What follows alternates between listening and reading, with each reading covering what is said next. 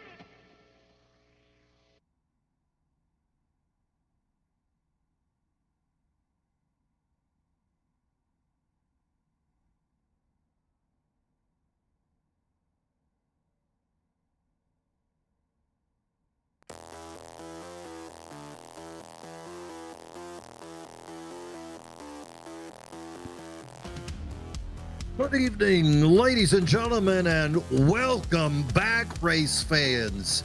You're watching the Vortex Racing Network, the premier racing network in the iRacing universe, bringing you Season 7 of Monday Night Mayhem.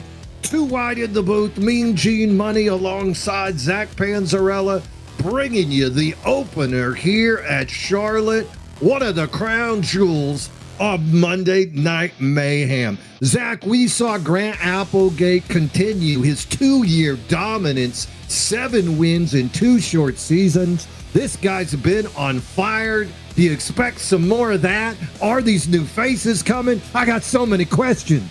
I know, Mean Gene. This is insane. We have maybe the biggest field that you and I have ever called together on Monday nights. And not just that, it is easily the most talented field we've ever seen, and it could not come at a better time. Like you said, Grant Applegate put this whole field under notice the past 2 seasons. He has won championships at abundance. We've also had guys like Nate Lesko. The return of Colin Bollinger is going to happen today. Kenneth Redinger, the guy who dominates pretty much every other series and has plenty of wins here, he's here also. I have never seen a field quite like this, Mean Gene, and I think you've heard me say quite a few times that I'm glad I'm not out there because I'm having a great time in the booth with you, and I'm afraid of these guys. That is more true here today than ever. I'll tell you what, I could not agree more. And you're right, super excitement as we see the return of Colin Bollinger, Nate Lesko out in that field, as is new drivers. How about Ricky Mandela coming over from Sunday mornings?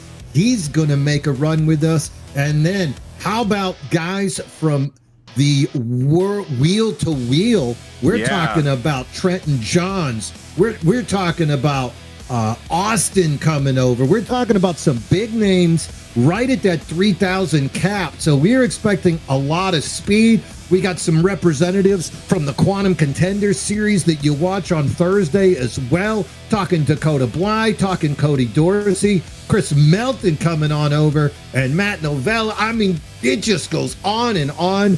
I just can't wait to see Charlotte, though. Remember, last year we saw Colin Bollinger take the win, and then Nate Lesko, Grant Applegate all joined him on the podium. But, Zack, there was a whole lot of contact in that race between those 3. Yeah, there was, Mean Gene, and some things never change, and I'm going to assume that's going to be one of them. But another thing, look who is on pole today.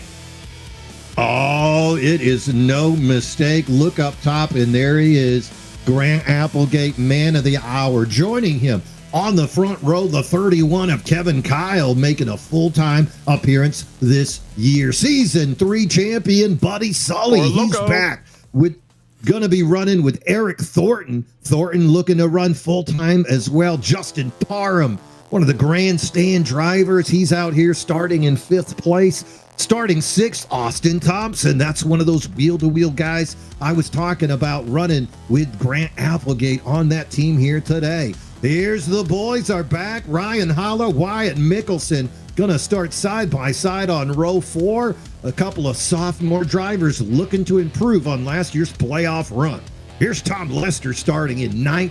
Tom dominating over there in the truck series, and here he is in a cup car. Joe Vulpis firing off from the 10th spot. Tony Iverson got more wins than you think there, Zach. I'm going to talk about that a little later. Kenneth Redinger, the ARCA champ, he's starting in 12th. 13th, Kyle Lynott. Rusty Rafferty firing off from 14th, another quantum contender champion. 15th, Eric Gambrell. Michael Mata, 16th. Justin Sumner, 17th. Trenton Johns rounding out the top 18. Got Case of Beer in 19th, and then in 20th, Calvin Smith. We're going to leave these running down on the bottom of your field as these cars get ready to grid, Mean Gene, because I'm pretty sure these guys only have, I don't know, one caution lap, so we're going to get ready to go green here. This is a massive field of 40 cars.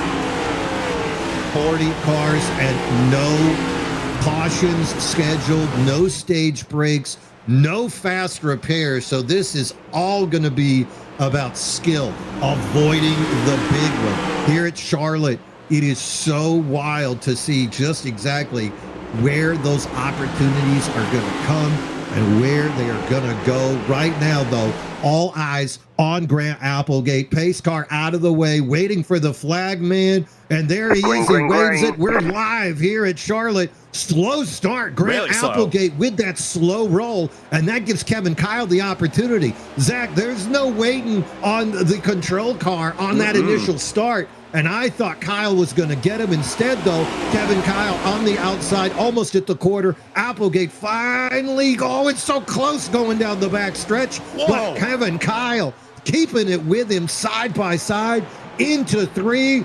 Kyle, Applegate battling Thornton, Thompson, Sully, all in the top 5. Applegate with forced contact on Kevin Kyle. Kevin Kyle leads lap number 1. Let's pick up where we left off last season, Mean Gene. These two, not giant fans of one another, but we're big fans of both of these guys as this 40-car field makes their way around Charlotte. So far, so good. Great job from this field so far. I think it's going to be a sketchy one here today. As you can tell, it's hot out here in Charlotte, but we have a full 200 laps to run here today, Mean Gene. No fast repairs available to these drivers, so you got to keep that car healthy for a long time. One of the longest races of the season, and Grant Applegate retakes the lead here as we complete lap 2.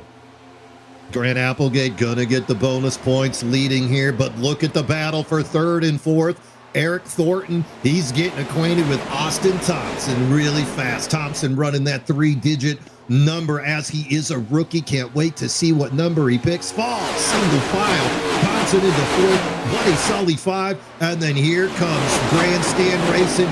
Justin Parham as he's side by side with the 51 of Mickelson looking down low, and here comes Ryan Hollar to take advantage while Parham's up on that high lane. Phenomenal action so far on this track, and I think a lot of drivers are going to have a different set of priorities. I mean, man, it's rare to see a racetrack where you can tell visually, Mean Gene, just how hot it is out there. You can see through 1 and 2 that sun boiling on that racing surface. These drivers need to buy their time, and Charlotte is one of those tracks that really tempts you early on in the run. You can do so much. You can be so aggressive with this race car, with that throttle through this first, I don't know, 10, 15 laps, but if you are, boy, will you pay for it if we don't get a caution and you don't have an opportunity to change those tires. Those who I think are patient here and protect their stuff will definitely have the fruits of their labor later in this run, but that's a big if.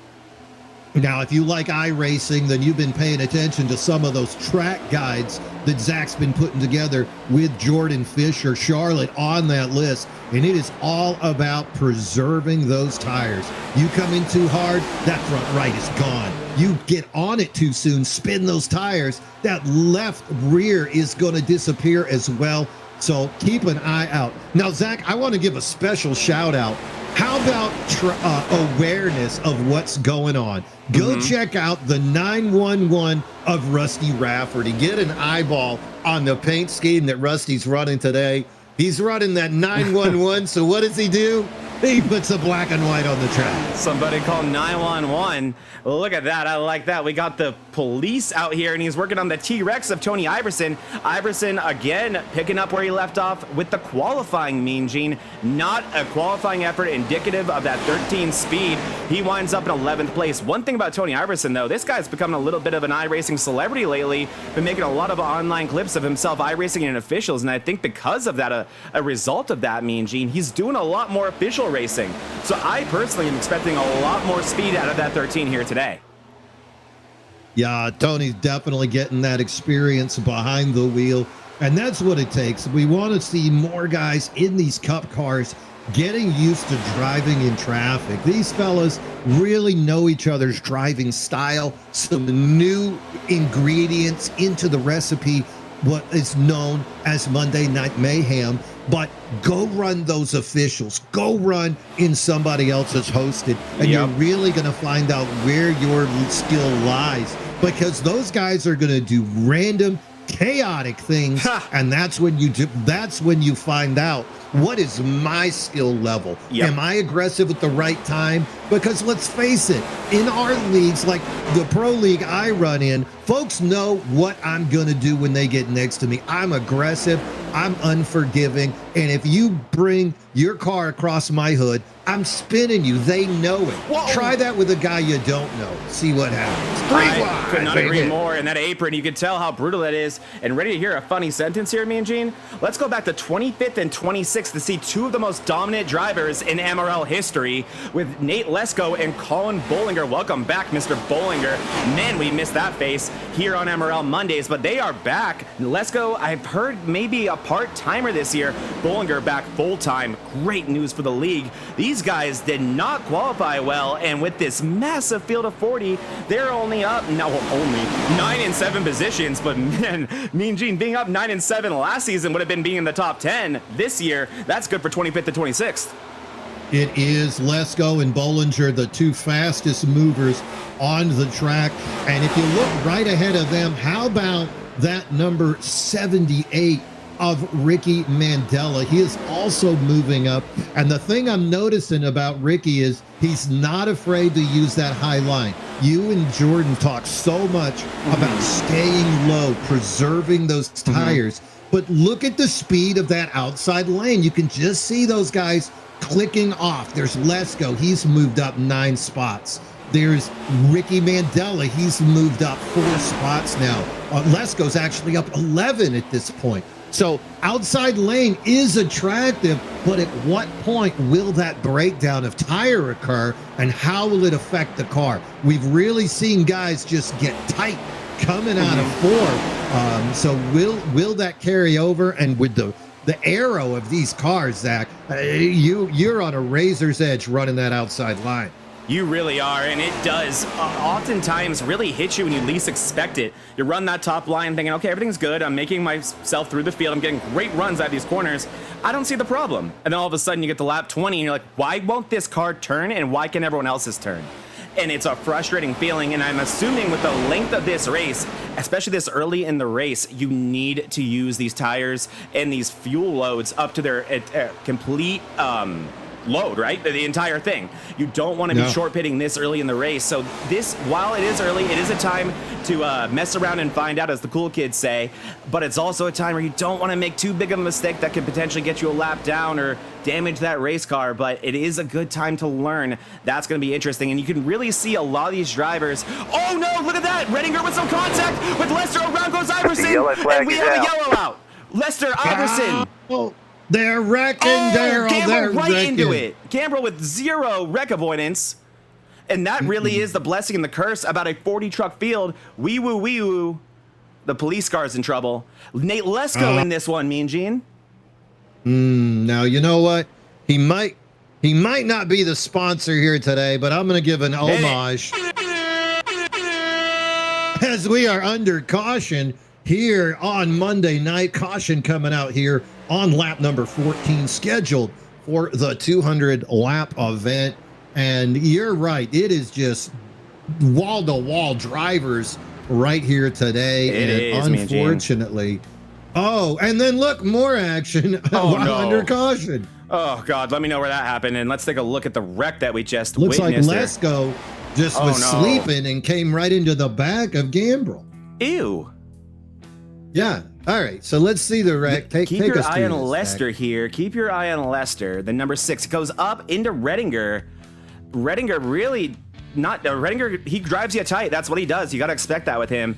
Lester gets ping pong down into Tony Iverson. Tony Iverson, very much an innocent bystander here, but the racing gods don't care about you in that way. Iverson up the track, and boy, oh boy, I don't know what the heck happened to Eric Gambrell here, as you see him on the outside there. And he has all the time in the world to react to this. Maybe he does have it locked down. I don't drive next gens enough to really know, to be honest. And he just goes straight into there, and that's a lot of smoke. You see the 26 involved in this. There goes the cop car on the very bottom of the 911. And you see, I think that's Parham there in the bottom sneaking his way through. And Lesko with a big hit into the 28 monster car right there. And I promise I will learn all your guys' numbers and names when there's 40 of you. Oh, and Bollinger in this too, Mean Gene. Bollinger in this as well. It doesn't look too substantial. Look at Iverson and Bollinger wrecking together again. Didn't think they'd be doing that around 30th place, but so is it. And then you see behind them, look at that, Mean Gene, it's just a parking lot. You see Steve Lewis not wanting to be Mr. T-Bone this year. Maybe some people do change. And Matt Novella in the very back spun out. Yeah, the other guy I want you to take a peek at is look what happens. So you said Lesko. Yeah, Lesko. And when he was catching up to the field, yeah. So let's it looked like he might have had a little bit of contact there. So here comes Lesko coming around. And I'm assuming he might have some front end damage he's not entirely aware of. Oh, he's coming in hot. Wait, oh, right into Gambrell. Yeah. I mean, that's what Gambrell did to him, to be fair. Yeah, but Nate on the radio immediately apologizing. Like, I mean, that doesn't help anybody. It's probably worse for Nate is that he just put that right in the no-no spot, which is the front end. This is a live shot here. Nate looks better than you'd expect, which is, I'm sure you know this by now, me and Gene, always the case with the really fast drivers. Yeah. Somehow those guys just avoid the damage. But I mean, he got it twice though, and he came in really hot. I've made a living out of losing to Kenneth Redinger, and I swear to God, that guy has 20 fast repairs. Lights off the pace car. No pit stops. Interesting circumstance here is it looks like where did Grant Applegate is where'd he go? Not on my there he is. He's 13th. So he came down. He did pit. He came down for fuel on lap 15 and just took fuel. Austin Thompson. Yeah, his teammate Thompson. You can see Buddy Sully came down for fuel, as did Ryan Hollar. So some all guys are making those moves. All different teams. What it's going to do is turn that lead over to Kevin Kyle. Eric Thornton going to be your new front row. Justin Parham, Kenneth Redinger, the teammates from Grandstand side by side. Phil Vulpis 5. Calvin Smith running that 903 up 14 spots into 6. Kyle and Ajay Stinson. Colin Bollinger stays out. He's in 9th. And Jonathan Pesavir rounding out the top 10. Control is on the 31. Away we Inside go. Lane, Kevin Kyle with a great jump. Eric Thornton caught with his pants down, but that whole inside lane did not go as well. You can see caution, Lewis coming down. Not sure why, but we are under caution. Yeah, I'm trying to look back. I'm not seeing anything. Well, let's assume that was maybe the field wasn't bunched up yet. Maybe we're gonna go back under caution. That could have been John Beverly or one of the admins' discretion. But hey, we didn't get a ton of time to talk before this race. So hey, let's talk about what you wanted to talk about regarding win totals, which was the stat we were talking about earlier. Oh, absolutely. The MRL officials were kind enough to pop out a win list, like how many wins people have in this series. Topping the list, no surprise to me because he's been here since the beginning and he's so consistent. Joe Vulpis, 17 wins. Every freaking series, me and Gene. Yeah, that guy just continues to lay it down, and he's had a good run up at the top of the win list. But that is in danger because 14 wins, just 3 behind him. Colin Bollinger, King of the North, 14 wins, 2-time champion, right there. Behind him, and this is the one, and no disrespect to Tony because he's so quiet about what he does. Tony Iverson, 13 wins. So another guy that just seems to score those wins, go to that Final Four, and somehow the ring eludes his grasp. But Tony putting the work in this year. More than cannot wait to see. 11. It is David Owens, man, Mr. Chill, got 11. Would love to see him make an appearance. Not here tonight, but we'll see what we can do. And then here's a fast mover, Grant Applegate. 2 short years. 2 championships. Pulling out the 7 wins. And yeah, 2 championships. And he didn't even get that first win until the last race. End. Yeah. So this guy put together 6 wins last year. Let's see what he pops out this year. Duval not running. He got a full-time job.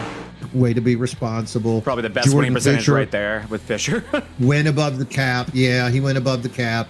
Matt Novella, a season regular. David Cook, where are you, David? Come back. Come back, David. We saw him get those 4 wins. Buddy and Kevin back out here as well. Thought Buddy would have more than that. I would too, but Buddy took off a year and a half. True. And I think that really affected him. And then had to get back in the way. Yeah, exactly. Then he had to find that speed again, which I think he very much has, but that is a really good point. Especially in a field like this, you're going to have some catching up to do when you take a year off. Other guys that stand out for me is, of course, 6'7", Sean Walton on that back list. This year. Michael Mata. There's Nate Lesko with 3. That sounds Colonel Jack Sanders. So, and then you got some solos that kind of surprised me. If I was to tell you that Eric Thornton only has 1 win, you'd be like, nah, you're lying. Totally agree with that. Kyle Lynott only has 1 win. Bollinger. Kyle Lynott only has 1 win. You're like, what? I remember the Hillman one very well. I remember the Case of Beer one very well. Love those guys. Yeah, Bollinger, a phenomenal driver. Really, really surprising. Him and Thornton really stick out as the guys with 1. And then, yeah, Nate Lesko, a perennial lap leader. He probably led the second most laps last season. 3 wins. Mm-hmm. Yeah. Shows how hard it is here. There it is. That is an official updated list of those wins. And we are going to add to that total this year, as they have put out a heck of a great schedule. Lots of opportunities this year next caution. To see different spots. And I'm very excited to see the Daytona Road Course this year as well. That's going to be that'll be fun on October 5th. So we'll be able to see what they do there. And then good old favorites, Auto Club next week, Richmond, New Hampshire, Daytona, Darlington. Off week, Labor Day weekend is yours truly, and many others will be at the Southern 500. Jealous as hell there, Mean Gene. Kevin Kyle in control again. What a phenomenal opening race so far for KK. Yeah, Kevin Kyle. He came back full-time to our Sunday Cup. Already at the top up there, and here he is again leading the group. Going to get a great jump. He's taken that outside row with him. Looks like Eric Thornton. Inside row, you can see Parham and Kenneth Redinger, those teammates trying to make it work. Kevin Kyle now the smooth operator, gonna come around turn number 2 onto the backstretch. Yeah, he did. And then look at Parham now. He's got a great run, cuts it down in front of Thornton. Thornton under attack by Redinger. Behind him, Joe Vulpis. And then here's your first rookie, look at this run by Calvin Parham. Smith. Parham pushing hard. It's going to be under attack. Kyle does lead it. Oh, but Parham, he tried to put a little air, and here comes the speed of that outside row. Oh, look at Kevin fight. Justin Parham doing double duty. He just did the DDIRL SWC Dirt Series before this, and I did that as well. And Mean Gene, I'm still wiping sweat off my face from that. So props to Parham, but taking some pages from that dirt book, that car control to use the outside here, and that momentum has been everything. He used it brilliantly to get past Thornton through 1 and 2, and now here he is working the outside on KK. You got to complete this pass quickly, though, Mean Gene. You know Parham wants to be back on that inside, and to do that, you need to be ahead of the 31 of Kevin Kyle. There's the move. He does finally complete it there on the backstretch. Kevin Kyle falling into second behind Parham. Now he's going to pack some air up underneath the 19. Parham does a great job. He's a wheel man in the front. And now Kevin Kyle facing pressure from Thornton, who gets a little bit below him. And now hopefully Kevin learned from what Parham did, how to make the outside work. Looks like Vulpis taking it high, but look a little bit further back in the field. That Valvoline car really riding ripping that the top, ripping ripping the top. I believe that's Calvin Smith, if I'm not mistaken. And my goodness, is this dude ripping the top Kyle Larson style. Maybe it's something about the Valvoline sponsorship, but God, it's been gorgeous to watch. It's been a work of art. We'll have to see how that works. It's late enough in the run to where if you've protected your stuff, that will work. And Kevin Kyle able to defend that second place against Thornton. And then here comes the guy blowing the door down, saying, "What's up?" Curse word with a 6-pack of beer, and that's Kenneth Redinger. He is here, he's at the party, and he's about to take over. This is always a scary moment in any race, any vehicle, when you see that 42 work his way into the top 5. I love the Kenneth Redinger up in the top 5. Justin Parham in the lead, Redinger in 4th, Jay Stinson in 8th. Grandstand Racing. I got a chance to talk to these guys before the race. Zero confidence. This team was still talking about short tracks and dirt. And they said, well, this is a fast field. A lot of guys. We're not thinking we're going to be up in the front pushing. We're just going to see what happens. They're one of those teams, Gene, where the less they think it's going to go well, the faster their cars probably are. Yeah, I'm going to see what happens from first place. Well played, sir. Well played. Exactly. As Eric Thornton does make the move, the one-time winner, right? Makes the move into second place. An interesting thing as well. A lot of team changes that we will make official next week, because I know a lot of them are going on. But I can tell you this. Eric Thornton, Buddy Soley will be teaming up on a team this season. And one driver they lost is Applegate. Applegate has jumped ship over to a new team. And I know for a fact that Soley learned about that today. So this is going to be an interesting thing with the teams evolving in this league right now. And speaking of Stinson, if there is one face that would look incredible to Justin Parham right now, it would be his buddy Jay Stinson getting to second place. Yeah, he'd love to see Jay, but right now, Redinger and Stinson, they are in a grand. They're making it out. Oh, it's Calvin. Hold on, brother. Hold on, brother. And all the way back, we got something as well here, me and Gene. I'm not entirely sure who that is. That's the 922 of Michael Wolf. I like how you spell your last name, buddy. That's a cool last name. And then up front, we have, oh my God, there's so many cars in the field that my data is freaking out. We can't go that far back in the field. But look at this out of nowhere. Here comes Kyle Lanois, and the caution's out. Caution, and Parham blinked on me as well. Things getting crazy. Me and Gene, you won't believe who this caution is. You won't believe who this caution is. All right, but first of all, let's do this. Do it. Well, you said you wouldn't believe who it was. You get crickets for that. All right, second caution of the day coming out here on lap number 31. Third. This was a huge one, me and Gene. Why is he driving that way? That's the wrong way, buddy. You can't park there. Into another Valvoline car. It's Colin Bulger. That's the 916. Could you tell me who that is? Oh, no. I apologize for not knowing your guys' names. 916. 916. That's Brian Cowart. Brian Cowart. And what happens here? Oh, yeah, we gotta go to our far chase for this one, don't we? Yeah, the never lie. Oh, never 3 lies. wide. Oh, and he he gets into. He's touching. Yeah, and look at, okay, watch this, Mean Gene. Watch once they make the contact right at this kink. Once they make the contact, keep your eye on the front end of Bollinger's car. So there's the contact. Now watch Bollinger. He's out of control. Yeah. Yeah, that hit him just too hard. And then Cowart says, I'll straighten you out. Yeah, and he tries to come up and get his angle for the next turn. And that, man, if you're Bollinger, you've got to feel like, what did I do to deserve that? Welcome to the NBA, Cowart. Yeah. Yeah. That is very unfortunate. Ooh, we got and some hitters. Now, very fascinating as we watch the pits just come alive. There's probably 25 cars in the pits now coming out. Now, remember, we did have a group of about 6 fellas come in on lap number 15. So all those guys stay out. That's going to turn the lead back over to Grant Applegate. Teammate Austin Thompson directly behind him.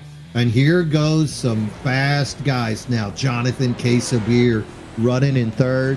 And then Nick Mills, who is joining the Grant Applegate team. Wow. Yes. So Applegate, Thompson, Nick Mills, top 3 of 4. are on the same team. Rusty Rafferty's got that 911 Chevrolet running in 5th. Rusty, of course, Quantum Contender, a Thursday night driver. Then you got Ryan Hollar. Ryan made that playoff run last year, and he's back to do it again, running that number 7 this year instead. Should I call him Amigo? I'll think on it. Justin Parham. He's your first car that did come down there on lap number 31. 10-second pit stop. Makes me wonder if he just took rights, because I know that they're taking tires a whole lot faster. They did, Main Gene. I'm looking at Kyle this. Lynott, It's going to be interesting because. Oh, sorry, go ahead. did he take 4? Lynott, I think he may have. It's 2 or 4 here. And that's what's going to make things very interesting is that what did Gambrel just do? Oh, God. What is that? What position are these guys in? I have 40 guys on this list. This is nuts. I'm not used to this. Oh, there he is. All right, so Gambrel comes out of the pits. He was there for over a minute, so who knows what he did. And then look at him. And then he's showing off. He just wants camera time. He does. I'm seeing mostly 2 here, Mean Gene. It's hard to tell if anyone took 4 because those who were there for longer than what would be required to take 2 were there for a lot longer because likely fixing damage. But the interesting thing, Applegate, Thompson, Mills, they didn't take tires at all when they did pit. They're going to be at a pretty big disadvantage here. Well, at least one of them will be. Whoever's in the lead is going to be enjoying the advantage of that fresh air. SDK still going crazy for us here as we're waiting for that pace car to get out of the way. But according to my wildness, 36 cars still on the lead lap. Brian Cowart has been taken to the infield care center as the 916 did take excruciating damage and pain. Green flag. Rolling into it, and away we go. Grant Applegate going to get a good push from teammate Nick Mills. You can see Thompson on the inside. Top 3 cars all running the same team. Here comes Ryan Hollar 4, and now Jonathan Quesabir representing the old guard as he's got that number 73 in 5th place. Rusty Rafferty, Kyle Lynott, Jay Stinson, Parb, Kevin Kyle rounding out the top 10. But Zack, the story, Grant Applegate back in the lead. Yeah, he is, and they tried to be cute in that restart, Mean Gene, and it was not well executed, and I think that was a little bit early to do that because they just told the rest of the field, let's not ever let that happen again. This field, as you can see right here with Ryan Holla, making it a point to not let that team line up again in the event of another restart because that was ugly, and you could tell they were trying to do something cute, especially Mills and Applegate. So there goes Holla. What a drive by Holla, and that's what I always love about these off seasons, Mean Gene, is you never know what these guys did in the meantime. You never know what level of speed they found, and Ryan Holla, someone that we predicted was right there on the cusp of reaching that next level, exactly where he is right now. Now, meanwhile, Ricky Mandela Sr. almost took himself out. He's in the middle of a hard race. He is down there now. I can't even go that far back, Mean Gene. My SDK gets mad at me. He just got whacked by Steve Lewis and ends up going right into that outside wall front first. Louis got him one. Also, update here, as you can see, if you look at the back of the Mandela does bring it into the pits. That thing is I trust wrecked. Meanwhile, other news going on. You can see Colin Bollinger having a bad time in the back of the field, trying to get that car back up to speed. But man, it is rough with the amount of damage that he's taken. Wyatt Mickelson, also the 51 Ally Chevrolet, he's off the pace as well, just trying to do the best he can until another caution will give him that opportunity to get a little more repair done. Up front, Applegate, 0.4 of a second lead, but it's the 7 of Ryan Holland now giving chase. Look at those lap times. Applegate leading it around, and last lap, it's about 0.2 faster. Only a matter of time. Hollar clicking away here, kitty. Mean Gene, you clearly made sure that crystal ball was operating in perfect form before this season started because you called that perfectly. You said that the leader, Applegate, was going to have an advantage in that clean air and he was going to be able to hold everyone off, and everybody else that was not or had not taken tires yet would be in a world of pain. And boy, you were spot on, because where the hell did those guys go? They are just getting eaten up by the 2-tire guys. But Applegate, granted on borrowed time, but able to maintain that track position so far. Here comes Holla and here comes Lynott, both of who have 2 fresh tires. They want that speed, and they're showing it right now. Applegate now under attack. Lynott! And what a move. We're going to go 3 wide. Kyle Lynott going to take it in between. Amigo in the middle, and Applegate on the outside. Lynott hugs the apron. He gets the pogo, and he's your new leader. Sexy move of the season. Early contender goes to Kyle Lynott. What a run out of 4. I did not see that coming, Mean Gene. I don't even know if Kyle did. I don't know if he knew he'd had that run in, and he decided, and yeah, that's about a split second to decide. He took that thing, took it all the way down to the bottom, and man, did he hug that bottom and keep that line. Perfect execution by Lynott. So much so that he doesn't even have to worry about Hollar right now. Oh, I'll tell you what, I'm highly familiar with that front bumper of Kyle Lynott. No hesitation. It strikes fear in everybody. Put it right where it needed to be. A new leader as the Gulf Coast driver is in the lead. And now look at Applegate immediately going to the Larson line, riding that rail, looking for that extra speed. And why not? Those tires are starting to wear. Exactly. The bottom, not an option. Rip it now, my friend. Rip it now. Ryan Hollis still looking great in 3rd. Case of Beer 4. Jay Stinson 5. Parham, Rafferty, Calvin Smith still got that Valvoline car up in 8th. Kevin Kyle and Kenneth Redinger rounding out the top 10. And man, Mean Gene, you're spot on as well about that top line. And that is always the thing I say about why you want to stick with the bottom early. It's not to never run the top. I love the top. It's to run the top at this point in the run. So when everyone's stuff is too worn to be comfortable up top, or you need some turn in that race car, to do it then. To really take advantage of it, to really take advantage of those big runs that you can get. And man, look how well it's working for Applegate. I don't know if he'll be able to get Lynott, but it is not to be sneezed at that this guy is on 4 old tires. Those have never been changed. Everyone behind him has 2 more fresh tires than Applegate does on their race car, but he's using that top line to be defensive, to keep speed, and he's executing perfect. The defending 2-time champ, showing why he is that. Kyle Lynott, who himself recently picked up a championship that is equally as impressive as this one, showing that he's going to have something to say about that this season. Man, if Kyle Lynott is full-time on Mondays, Mean Gene, that changes the complexity of this league entirely. It does, and of course he's in the mountain time zone, so entirely possible. Meanwhile, look at the battle between Buddy Sully and Nick Mills, side by side battling for 13th and 14th. These guys, there's a slight gap appearing as the side-by-side has slowed them. And look who's still running at pace. That's Nate Lesko, up 19 spots into that position there, 14th at the moment. Behind him, Steve Lewis, Manja looking for a door, Thornton, and then Cody Dorsey and Jerry Massengill, a couple of 900 numbers, but they're right in the thick of the action. Extremely interesting as well, Mean Gene. It's not just our draw distance on our SDK, it's reality, and I'll show you guys as far as I can. John Beverly back, and let me try to get you guys a wide angle here. That is the distance. It's 4 seconds between John Beverly in 24th and Zack Clausen in 25th. So we very much have a field situation. We got a wreck in front of him. Big wreck. Oh, hold on, buddy. Hold on. 909 hard in the wall, but off the racing surface. This will likely not bring out a yellow.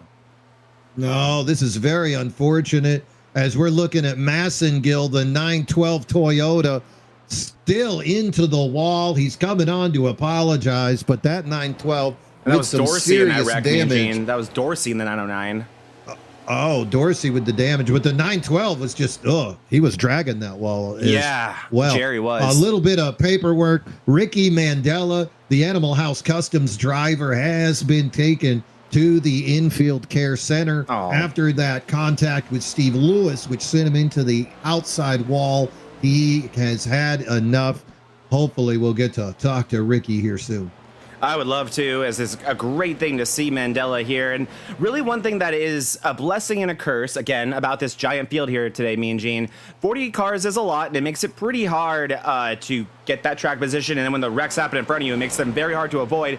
But if it stays consistent at 40, it makes these days like today for Ricky much easier to swallow, because the champions are going to have those days. Everyone's going to have those sub 30 days in a field this size. So you can recover from those as long as you're consistently showing up. Yeah, and that's what we're going to need to see out of the Animal House Justin. Watch this run. I'm looking for Ricky. I think he dipped already. He said no. He said, screw this. I'm out of here. He said, no, I'm done. I'm done. Look at Stinson here joining the party. So much speed out of this team as he's bringing his teammate Parham, who's already led some laps here, right with him. And we saw Parham collect a victory on Tuesday nights last week. So this guy, full of confidence right now. And it looks like we may have yes, we do, a challenge for the lead, Ryan Hollar. We've been watching Hollar. He's been fast in that number 7 all day long. And now he is right under the 988, not close enough to pack air under the bumper, but close enough to start getting that run. Now, the 988 gonna have the advantage on the top line of the exit speed, but look at this. Hollar now, and he's gonna push him up the track. Draft. Get that angle. Wonderful side draft, side by side. Keep your eye on look Applegate. at that outside lane. Look at Applegate. Yeah, exactly. When these guys are side by side, it's going to make those runs even more powerful for Applegate. And there it is. Does he take it 3 wide? He's going to instead give, he gives Hollar a push and then takes the top. He says, why don't you go screw up the bottom? I'm going to use the top. Lanot tried to do his best Applegate impression. That didn't go well. He recovered from that perfectly. He grazed the wall and just NASCAR heated that thing. Yes, he did. He tapped that wall, but he was able to keep it on the straight and narrow. Kyle Lanot still in the lead. Hollar now under attack by Jay Stinson, and this is definitely delight to the eyeballs of Lanot watching 2 guys behind him battling instead. Now, there we go. Finally, Applegate falls into line. Let's get this thing lined up once again. Jay Stinson, Justin Parham, the grandstand teammates running 4 and 5. How about Calvin Smith? He ain't going anywhere. He's got that 903 Valvoline right back into 6th spot. Jonathan Casabir 7, Kevin Kyle, Kenneth Redinger, and hello, top 10. Here comes Nate Lesko. And Calvin Smith, one thing he is showing us, this new rookie in the Valvoline car right there, is, man, he's been committed to that top all run long, and he is not, well, as he uses the bottom to make him look stupid, but he has not really lost too much speed at all. And man, I when we have these rookies, I often look at their I rating, which isn't always indicative of their speed. I mean, just look at the Patrick Cowgill and you'll know that if you watch Wednesday nights. But Calvin Smith, his I rating is in no way indicative of his speed. This is a 1700, nearly 1800 I rating guy. And for those who don't know, an 1800 I rating guy isn't doing what Calvin Smith is doing right now. So this guy clearly a league racer, as you can tell from that. And man, is he impressive, Mean Gene. Look at him, slot car that inside. This guy has a great understanding of how to run lines. A really mature race car driver, you can tell. I am excited about this rookie. Hope he's a full-timer, as we still have, we have a new leader, Ryan Hollar, to the point. I am loving this, Mean Gene. We're talking about these rookies. We're talking about these past champions from other leagues, and then a mainstay that's making the improvement that we talked about, taking the lead with lap 55 here in this race. And they're going crazy on YouTube as Ryan Hollar doing it for the fans at home. He is up in the front, leading here at Charlotte. Behind him, Lanot going to do his best hold-on impersonation. Applegate charging, Parham, Stinson. They have to lap Gambrel. Great running here today. And here comes Gambrel. He is the 31st car in the line, but man, oh man, he is about to go down a lap. Still damage on that 46 Chevrolet. Gambrel going to give him, I think, the line he wanted. Going to be a hard clear, and it's like lapping Carson Hocevar, as you see Hollar able to complete that and now put a car in between him and Lanot. He's going to hope that Gambrel gives Lanot a no. You see Gambrel going to be very predictable here, a very mature race car driver. And I do think we'll see more and more of that from Eric Gambrel. He is now combining that raw speed he has with the maturity that's required to finish his races, and still out here doing a good job. You never know what can happen. There's been a lot of cautions. He can get that 36 fixed, get back, or 46, I'm sorry, get back on the lead lap and have a chance to win this. We've seen that more times than we haven't with Eric, as you see now Applegate going around him with Parham right behind him, Smith behind him, and then one car that, I was going to say, kind of bleeding a little bit right now, Mean Gene, is Jay Stinson.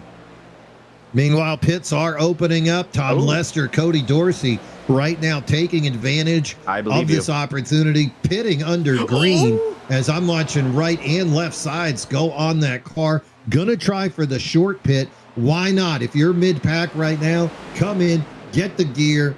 If there's a caution, you only will be one lap down. Right. If there's not a caution, who knows how much time you're going to make up. I'm already seeing about 1.2, 1.3 Yeah. second difference between best lap, fastest lap. Why not do it? That'll take you from 25th place all the way up to 15th, 14th.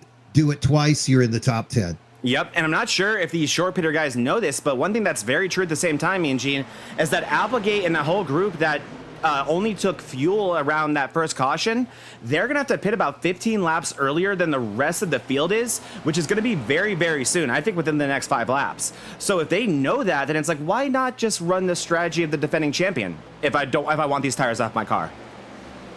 Now, it's going to be very interesting. Grant always felt like he was a step behind on strategy. He always felt like somebody like a Joe Vulpis was a step ahead of him, a Nate Lesko. But that speed could overcome it. Here he comes, Eugene. Now, as Grant comes... He's spinning across the Oh, my goodness, that was horrifying. It's not over yet. These great invasive movements by these drivers, but my God, what a scary moment. Whoa. And that was not the strategy Grant wanted.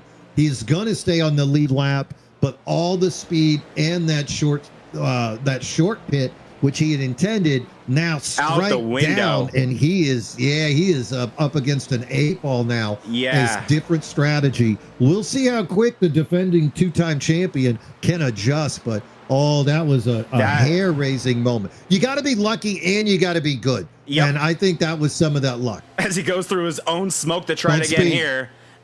Oh, man, that was not a clean entry again from Applegate. I'm sure he's frustrated. And another thing, me and Gene, like you were talking about, that puts the strategy out the window. He was pitting from, I think, 9th or 10th. That's enough to take those tires easy, knowing that you're in a different strategy than everyone else. Try to equalize that a little bit. That's out the window now. He just pit from 22nd place. Now you got to go.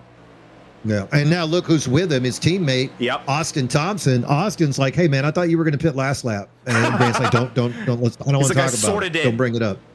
I did. Trust me, I did. Up front, Ryan Hollar now leading the pack as you got Parham, Lynott, Kevin Kyle, Calvin Smith still running Tony Iverson up in the front of that group. Now, while the pit cycle's all about to come around, a couple of other drivers I'm really fascinated with. Look at 15th position. That is the 928 of Trenton Johns. That's a guy I'm very curious about. How his season is going to go. Very fast over in the wheel-to-wheel series, running that 28 Monster. Really curious how his future is going to go here. Look at this. Meanwhile, boy, you're just a pack of hornets, ain't you? Lapped car hell right here. You have Iverson, who's a lap down and has damage. You have that blue car in front of him, who Iverson's not being very nice to. He's kind of bullying him. Oh my gosh, that's Matt Novella. Nearly. Calvin. Oh, that was Calvin. I'm sorry. Man, that guy has incredible car control. We're going to only need one Valvoline car in here. I got to get Matt Novella in one of those DDI cars very, very soon. But my goodness, Iverson is not making friends out here. I don't understand this mentality from Tony Iverson. You're going to be racing these guys for position later in the season. Why are you doing this as a lap car? Who have you been watching the last 3 years? I know. That's a tombstone. He just threw a tombstone right at Calvin. Lead lap, lap down, same stuff, different lap is really what it is. You are not wrong, me and Gene, as these cars are in lapped car hell. And if it's Dante's Inferno, it's the worst level, because man, they are all with damage, they're all unpredictable, and they're all pissed off. All right, I'm going to make it even better. After after Tony made contact with Calvin and the wreck almost occurred, he came on the radio and said, how many wrecks are we going to have before a caution? There it is. So he almost caused a wreck, and then he's like, oh. Who was it, according to my data? I don't have anything in my data. Do you? I'm seeing Calvin Smith, and I'm really hoping it's not. Oh, it was Nick Mills. Oh, Nick Mills. Yeah, Nick Mills, and he's side by side with Matt Novella. Oh, man. Novella pinching him up against the wall on the back stretch of lap number 66. And then when they came into turn 3, maybe a little net code. Netcode has been brutal since these updates, me and Gene, as we'll see on Wednesdays. Nick thinks he got hooked. Novella thinks he drove across the hood. That means it was netcode. The more things change, the more things stay the same. Oh, man. Big shout out to Nick Mills with his Stop Bullying paint scheme.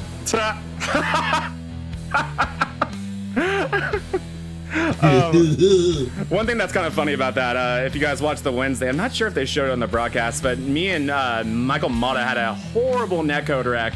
And I thought, I mean, you can't tell me, Gene, you don't get to see the replay in the moment. You're not watching the broadcast, right? So I thought in the moment, I was like, he just right hooked me. And he must have thought I left hooked him. He hits me under caution. I hit him back because I'm like, screw you. I didn't do anything wrong. We both go watch the replay afterwards. The biggest amount of netcode you will ever see in your entire life. So luckily when you see two drivers both mad at each other, it's usually netcode. But here we go on the right side of our screen, me and Gene. There is our schedule for this MRL season. You know what kind of stands out to me?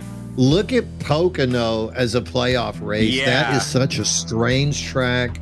And you can watch a guy dominate and just get those points. We're still in the win and you're in, win in advance situation. And so Pocono stands out to me as a very strange one where you could see somebody go from on the edge of elimination to taking that win. Very similar to the way we saw 2 races later. What's his face? Medina, Jose Medina win at Michigan. On Sundays, yeah. And he went on Sundays and he goes from last to the final 4. Yep. So again, just so exciting to see the developments. And so Pocono, I am definitely going to highlight that track as we move forward. If you want to talk unpredictability, Mean Gene, look 2 races later. I mean, I'm all here for it as a commentator, but as a league or 2 leagues that we get to cover, I am so glad the season isn't ending there like it is on Tuesdays. But putting that as the cutoff race before we go race for a championship is it's going to be chaotic. And I think the biggest difference this year that has to be pointed out is we're not racing in a championship race anymore. This Monday Night League really adjusting to what real life NASCAR is doing, what we've seen SWC do, and a few other leagues that we cover here. And that is Bonfire as well. Bonfire as well, switching over to that. Which is a chase for the championship format, which me personally, I mean, I'm one of the admins of SWC. I'm the one who honestly forced that. Yeah, I'm a huge fan of that. I am not a big fan of championship races. Again, as a commentator, I love them, but as a racer, I cannot stand them. The reality of the fact is you could win all these races, and if things don't go perfect at Homestead, if that's a championship race, you could lose the championship. That doesn't feel right to me. So I love this, and it does make things like Pocono and Talladega far easier to swallow in the chase because it's just a really well-rounded group of tracks. Well, I've been asked my opinion about those things. I've won championships under both formats. Several. And they're like, Gene, how do you handle when suddenly it's a 3-race chase at the end? And I look them in the face and I say, you just win all 3 races. Yeah, which you've done several times. That's my advice to the drivers out there. Win all 3. Just win. Yeah, you just win every race and it's not a problem. Now you got to get in the league with no ICAP, but hey, it is what it is. All right, Justin Parham, Nate Lesko now on the front row. This is fun, Mean Gene. Holla, Kevin Kyle, Lenot, Redinger, Stinson, Vulpis. And meanwhile, Grant Applegate's wondering, why aren't we lined up better? Oh, he's going crazy. Is he really? Yes, he is. And now Bollinger needs a black cleared as those cars in the back not getting it together really gives the front 17 cars the advantage. Yeah, it does. To line it up. iRacing getting a little glitchy with the large field.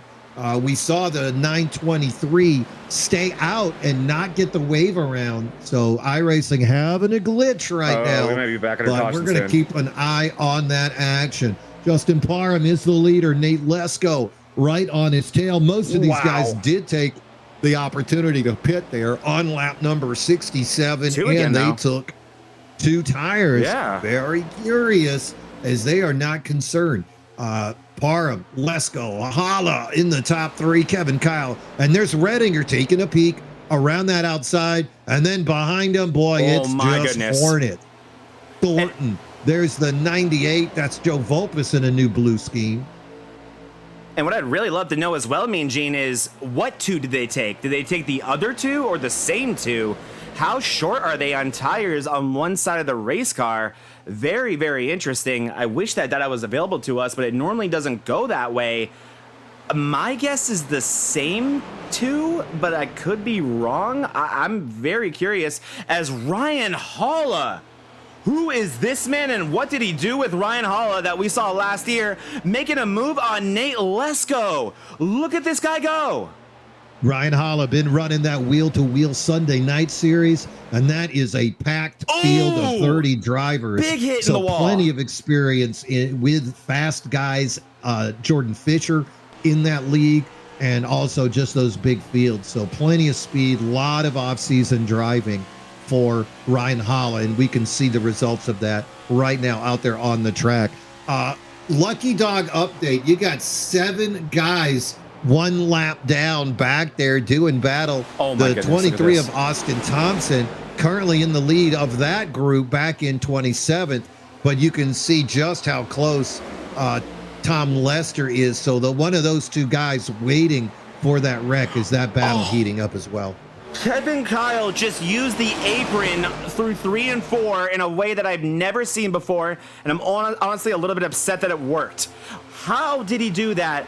This right, I mean, I think it's just a rule of thumb in this race. If you see a Valvoline car, there's mayhem around it, because you have 2 Valvoline cars here. Trick. It is. I totally agree. But right now, it's a Valvoline trick. Oh my gosh, Matt Novella and Calvin are in a world of pain. But man, they're doing a great job dealing with it. Another driver that I think is trying to recover from just strategy, I think, is Kevin Kyle. That's another thing about these big fields. It's just so easy to lose your track position. And on these restarts, you got to really take what you can get. But you also got to manage those risks you take. But man, is it hard to get that track position in a field with so many talented drivers as good as you are.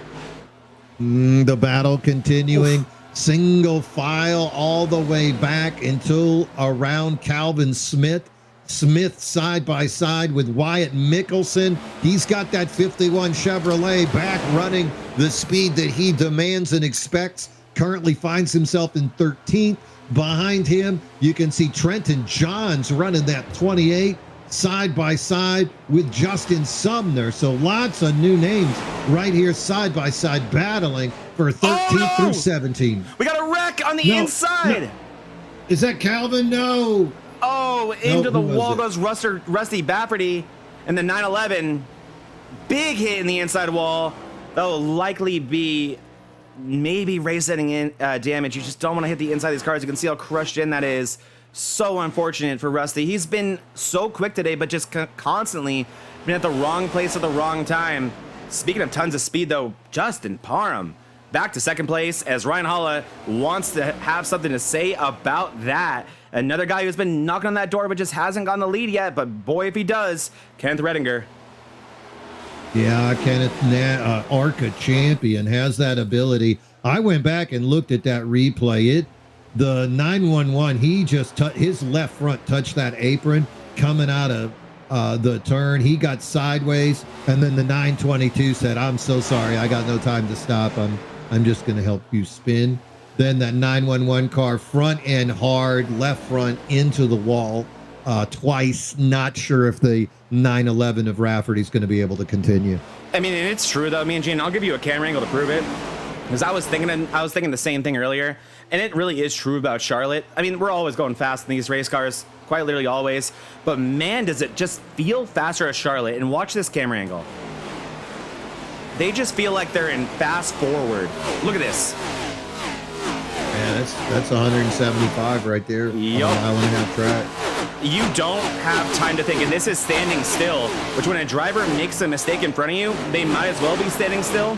So this is about how much time you have to react. I'll tell you who does have time. How about new leader Nate Lesko, up 33 spots? Got that number 10 Toyota back into the lead.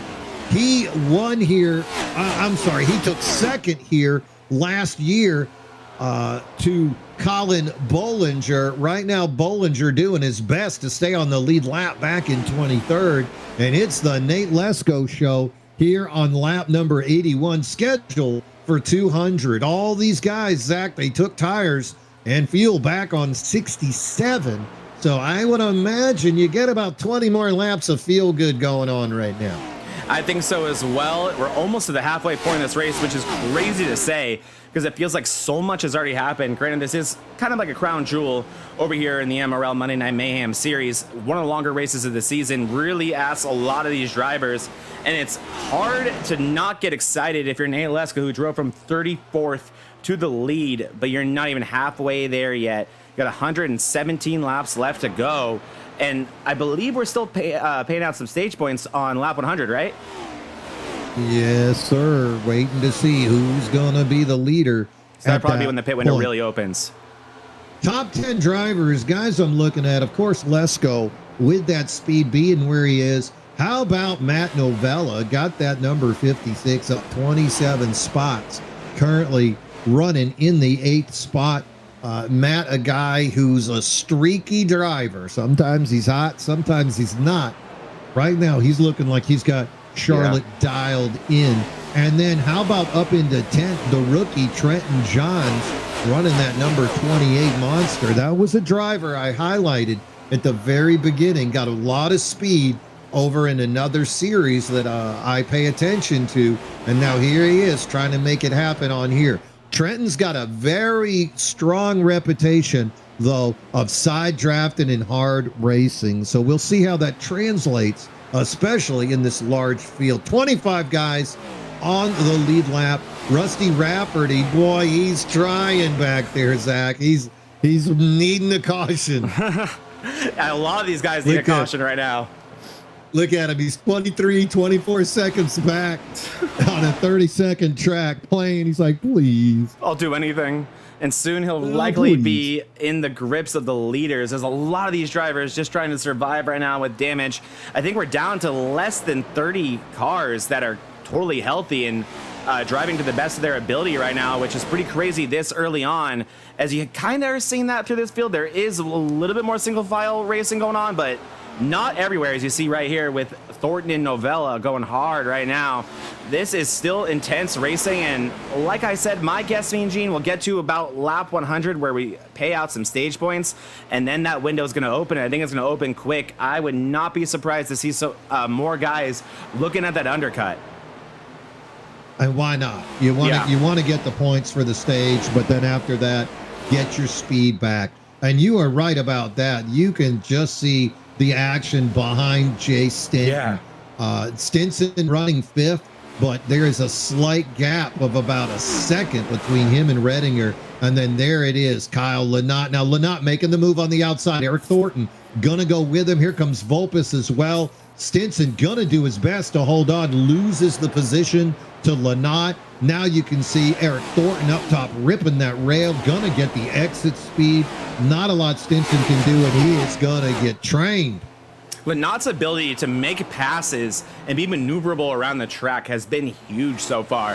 And if he can keep that up, that will be a race-winning quality of his. That is so important because it's not easy to be fast here, but it's only the beginning of it. You need to know to make those passes. You need to have the comfortability to hit the top or bottom with speed. Lynott has that. As now he's going to be challenged on the inside by Eric Thornton. He's going to have to wrap that top hard. But man, what a corner by Thornton. Eric Thornton looking super strong right here, battling for 5th place against Lynott.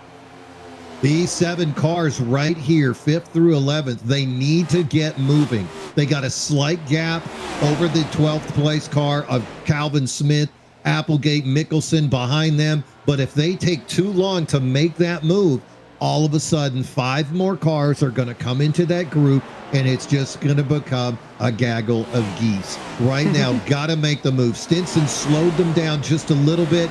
You can see Stinson has now fallen back into 9th. He's side by side now. Novella making to look that move. Hard draft. Stinson says, my bad, sorry. Behind him, Trenton John says, I'm not. I'm going to push you and pack that air.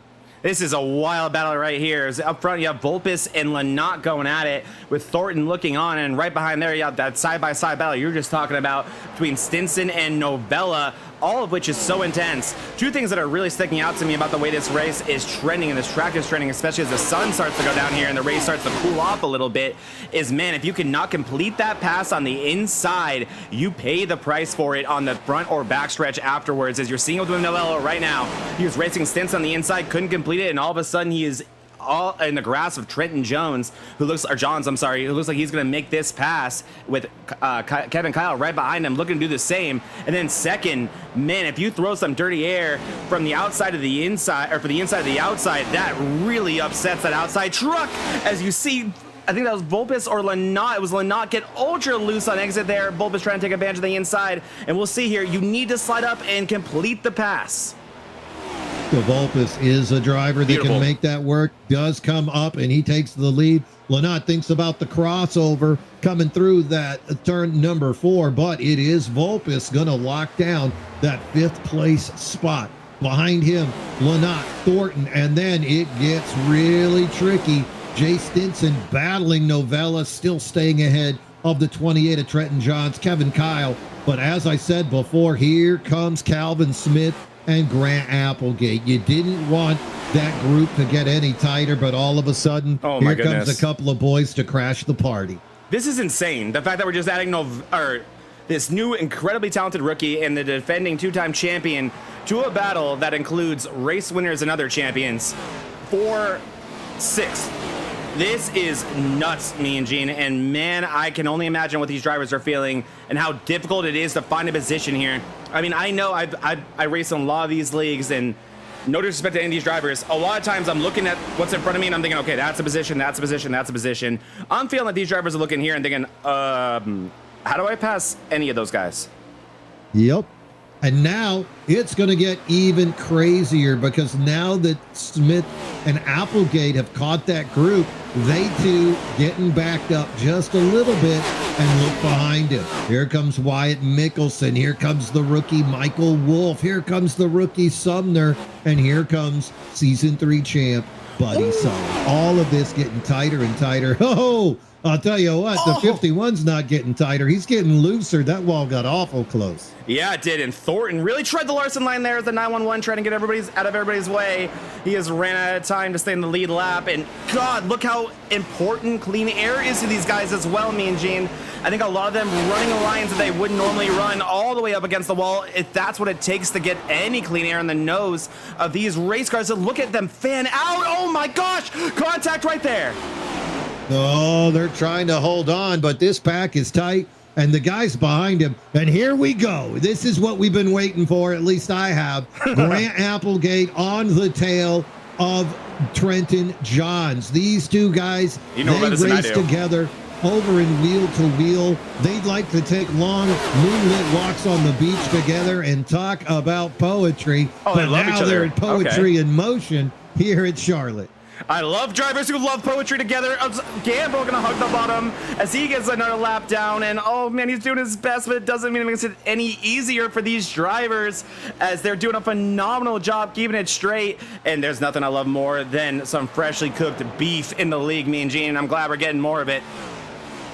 Yeah, I can't resist. All right, so the next driver on the Gonna Get Lapped tour is Tony Iverson. He is 30 seconds back, so you can see barely ahead of Nate Lesko. He's the next car in.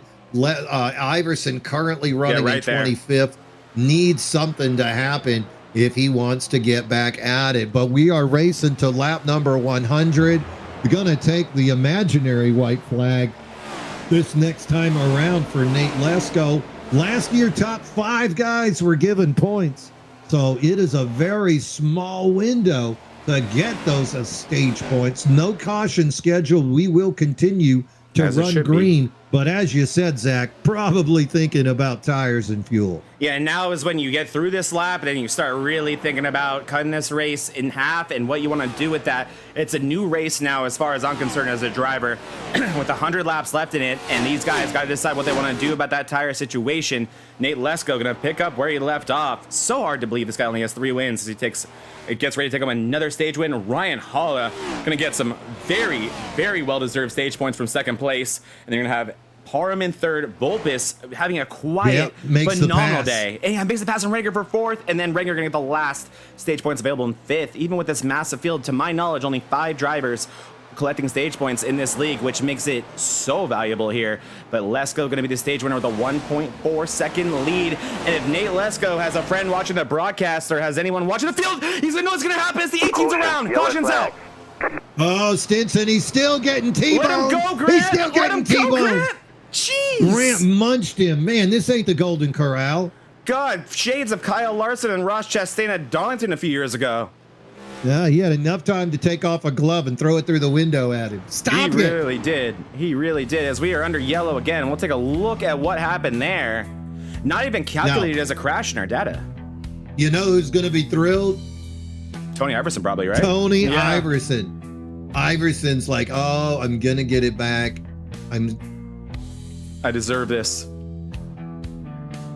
Wow. Oh, what happened here? As here we go again. Two drivers looking for the same real estate, me and Gene. Yeah, don't you go there. Don't you do it. I mean, it's hard to put that one on Applegate because he didn't really have anywhere else to go. Is he on the accelerator? We got to know, right?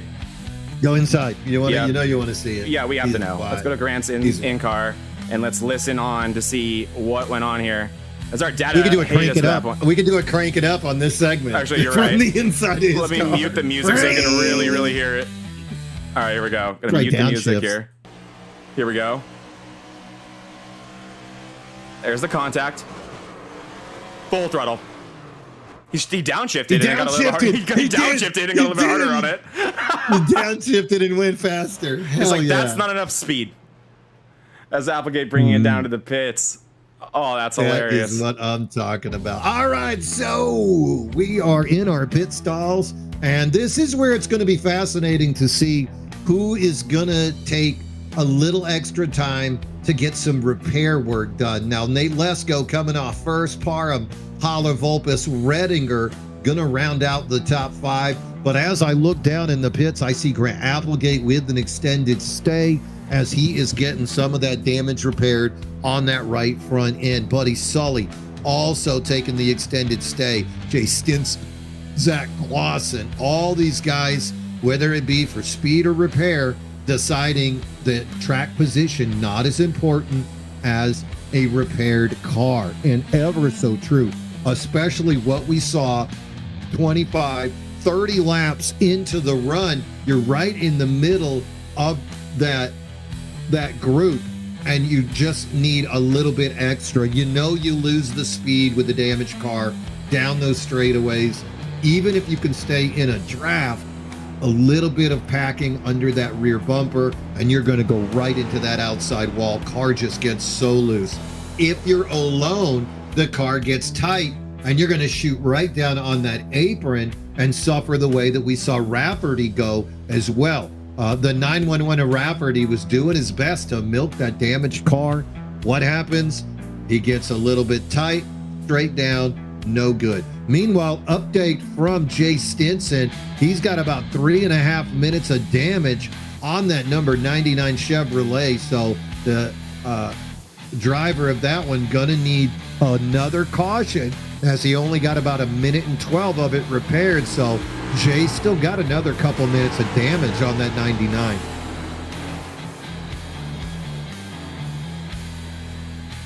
Nate Lesko back up in front.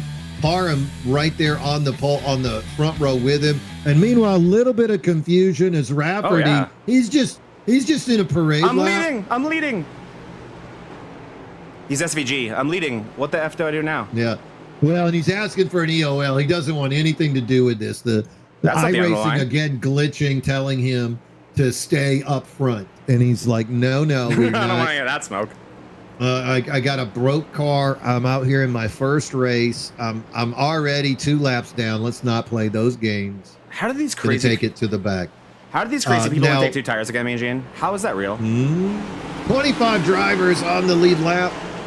You're going to see 3 guys battling for the lucky dog. That's Hunter Hall, Tom Lester, and Cole Lewis. Haven't talked about Cole yet. That's the 952 Canadian driver. Away we go. Let's go with a big jump, and he's just going to pull away from the field. Ryan Hollar on the inside, getting a great push there from behind by Kenneth Redinger. Outside lane, trying to make it work. That's Parham and Vulpis, who just touches the wall. Just a little kiss. Just a kiss. And then here's Matt Novella saying, I got a bumper. Yeah, he does in a Valvoline paint scheme as, yeah, Parham's alarm went off a little bit late there. Did it not mean Gene? Jeez, he got caught asleep there as Ryan Hollar picking up where he left off for the rest of this race. Back up to second, and Lesko says sayonara, guys. Down to, like you said, about 25 here in the lead lap. Attrition becoming a theme here in this race. See Applegate working that top line. You're going to want to be pretty disciplined about how often you use that early, but it's a great place to get runs, as you see right there. Look at that difference through the straightaways when you use the top line, Mean Gene. Yeah, if you work it right, Watch Applegate. then you're going to find that speed. Meanwhile, look who's immediately on that top line. It's Grant Applegate. Yep, he is this. pushing hard, trying to do his best, but he's got those cars right in front of him. Look, he's got is that Wolf in the Look at this corner speed. Wow. Nothing to do with it, gets though. the 90. Nah, gets Sumner right up in front of him. So Yep. Sumner needs to be careful. I'm not sure if he's familiar with Grant, but that front bumper might find you quicker than you think if you keep on dragging it up there a little bit slow. You just have to establish your position immediately. Yep. You can't you can't slowly get up in there. And I think that's what we saw happen with Parham. Parham was going to that outside lane, and Grant just stuck that nose in there. Whether there's room or not, well, that's for your spotters to argue. But you can see you're right. Grant's got that speed. And boy, he is up the tail of Sumner in that 94. Yeah, he's telling Sumner, if you're gonna let me go, then I'm taking you with me. We're past this whole inside lane. And really what Grant needs to do, but it's so much easier said than done, I'm assuming very much so in a next-gen car. This isn't gonna work unless you can get to the side of him in the middle of the corner and take away his exit. Or else he's gonna take away from you. Why would he not? Sumner knows what he's doing. As Grant tried it there, he went in too deep, he hit the wall. Grant enters that corner on the wall, but as you can see, not losing too much time. Oh my goodness, look how close that is to KK. Yeah, and Trenton Johns and Calvin Smith behind him battling as well. Look at this. Grant tries to go down, and Sumner chops it, gets down there on the apron before him. Justin Sumner putting on a clinic right now, and Grant Applegate's the only student in the class. Yeah. Oh my God, I could not agree more. Grant Applegate just got a nose job, whether he liked it or not. He just had about a few millimeters of his nose removed. Man, did Sumner cut that thing off. Sumner driving clean as a sheet, though. There's nothing wrong with that, and Applegate was fed up, used that top lane, got the run, and drove right around him. What will be interesting to me here is, will Applegate stay committed there about a lane up there? Then you want to be to save those tires, but man, when you have the raw speed, it doesn't matter. Caution out. Caution on the track as we still are spinning. Hunter Hall in the looks like. back. Oh no, Mr. Bill. Mr. Bill. Yeah, I'm trying to take a peek back there, but unfortunately. SDK. Yeah. Oh, I'm scared here, me and Gene. I'm scared. I'm gonna try it. Oh, Are you doing it? it worked. Is there Colin enough? Bollinger. No. It was just there. It's just funny to see Colin Bollinger running around. What was this? 28th. Love you, Colin. But here we go into turn 3, and Lester just kind of maybe Hunter Hall turning in early. Was there something that happened corner before? Oh. And look at you're going to want to in-car Cole Lewis. Oh, am I? Also, yeah. That's Does it run in the name, Mean Gene? does. Does it run in the last name? This is on board here with Cole Lewis. There it is. They'll see a Wide wreck in front of open. him. He's like, hey, man, you want I to go got to Golden Corral? places to Weston go. Sizzlin? People to see, You ever things been to to do. Ruth? You been to Ruth's Chris? Uh-oh. Break! What do I get there? Oh! That would have been legitimately fatal in real life. He hit driver's side at about 150. Yes, he did. He got him. Hunter, no! Look at this, Mean Gene. Hunter, no, no! Oh! Yep. Oh! And he gets collected. Oh, I he think, got by the doubled. 23, yeah. Yeah, he got double teamed right there. Oh, man, all right. Without dwelling on this too much, or the wreck itself too much, Mean Gene, I gotta ask you, how has nobody taken 4 tires yet? I'm wondering, like, because I have watched cars take the right and the left. Okay, So what so I'm maybe they're just that thinking fast? is- Yes, they are that fast now that there has been an update on yeah. iRacing, so that if you're taking 2 full tanks of fuel, you're actually waiting on fuel just like in real Right, life. just like in real life, which that's where you get up to like 13.5, 14, what we're So used what to we seeing. need- Yeah, We need that Buddy Sully program. we do. We need that shows two-tire us thing. Yeah, it shows us 2 tires, 4 no tires, how many fuel tanks you took. So we're gonna have to wait and see as that.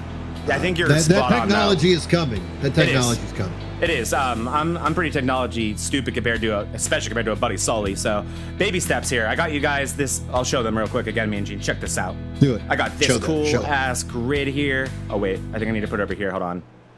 I got this cool grid. Oh, it's not even letting me show it. Well, I also got this. I can show this. Oh yeah, check that out.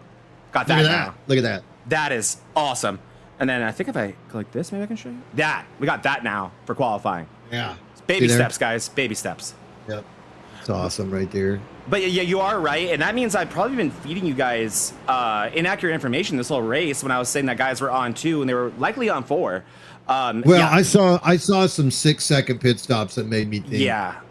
That's what I'm thinking. That might have just been right. 2 is right. Is like 6 to 7 is probably 2. I'm wondering now if Applegate took 2 or took 0 on that first with stop. That 5.93 second pit stop. Because he was pretty quick. Yes, he was. So that's going to be interesting. We'll learn that, and we will not make that mistake again. But hey, you guys are in this with us. You know as much as we do, so let's have some fun with that. We'll assume. I think that's a very fair assumption that those are 4-tire pit stops, or else everybody in the field besides Nate Lesko is a crazy person because you take 4 if your competitors are taking 2. Like, come on. Oh, wow. This race has been so crazy. I have had a white knuckle grip on my microphone, and I just let it go in my left arm. As you're like hand asleep. It's cramped, man. I feel like I'm 15 years old again. Oh, that arm is just sore. All right, so we're about to go live. Nate Lesko, Ryan Hollar, side by side. The number 7 amigo putting on a show. Parham, Vulpis, Thornton, all in the mix, but it's Nate Lesko with the big jump, quickly pulling away from the rest of the field. He was the bridesmaid last year, but he wants to catch the bouquet this season as he is in the lead. It is Parham. Oh my goodness. The big move on Ryan Hollar. Hollar with the crossover. Says, I'm not going to take that anymore, as he's doing his best impersonation of an 80s rock band. We are not going to take it. No, we are not. Sexy move by Hollar. Not able to make it work, but damn, did it look good. And man, Jen, I think I know why Nate Lesko drives a Nesquik car now. I finally figured it out. It's because he drinks everyone's milkshake on these restarts. I drink your milkshake. Yes, I did. I drink it right up. Look at the side-by-side action back there with Eric Thornton. He and the 42 of Reading are now kind of holding up that group. It's not that they're not fast. It's just when you're side-by-side, the air not happening. And there it is, Sumner, Johns, and Applegate. Those 3 guys have put on some scary racing. Sumner right in front of Trenton Johns. Applegate now on the bottom, and here he is, the 51 of Wyatt Mickelson. Finally got that Chevrolet repaired, and he's running up in 12th in that 48 Ally car. Behind them, the field just bigger and bigger. Calvin Smith, Buddy Sully, Kevin Kyle, Michael Wolf, all drivers with speed, and maybe he's repaired. Colin Bollinger back into 17th. Wow, that was so scary there from Justin Sumner. Oh my goodness. I'm sorry, that wasn't Sumner. That was... Oh, that's Trenton Johns. Trenton Johns, I'm telling you, man. You know what also must be so interesting about this, Mean Gene, is Kevin Kyle, the lead commentator over on Thursday nights in the Quantum Series. Definitely check that out over here on VRN if you haven't already. He knows these drivers well from a commentator standpoint, but he hasn't shared the track with them. Well, it is something going on. All these guys, Johns and Applegate, highly familiar with each other. Remember, they've been on a couple of cruises in the Mediterranean together, so they've had plenty of time to get accustomed to each other. And now you can see that side-by-side action. Again, John's clean driver, but man, he will press, pinch, and side draft you into the next world. And look, that's exactly what Applegate's doing to him. Behind him, Mickelson, Sumner, all these guys run together on Sunday nights, highly familiar with each other. Calvin Smith, all this group now waiting for them to start the movement forward. Looking ahead of them, it is the familiar faces, the Lesko, Parham, Hollar, Vulpis, and Redinger. So very amazing to see this next breed of drivers, Zack, all from 9th to 13th, right behind 8 veterans.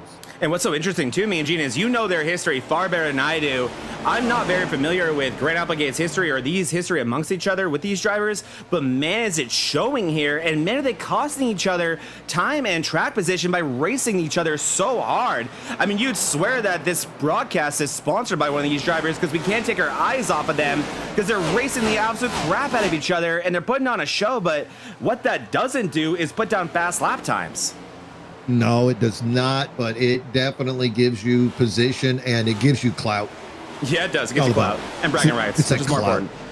A little bit of paperwork. Looks like the 923 of Austin Thompson has been taken to the infield care center. Oh. Unfortunately, the accident for the 923, little bit too much for the Toyota driver, and he needed to go get checked out by MRL. Welcome to the NBA, Austin. EMTs.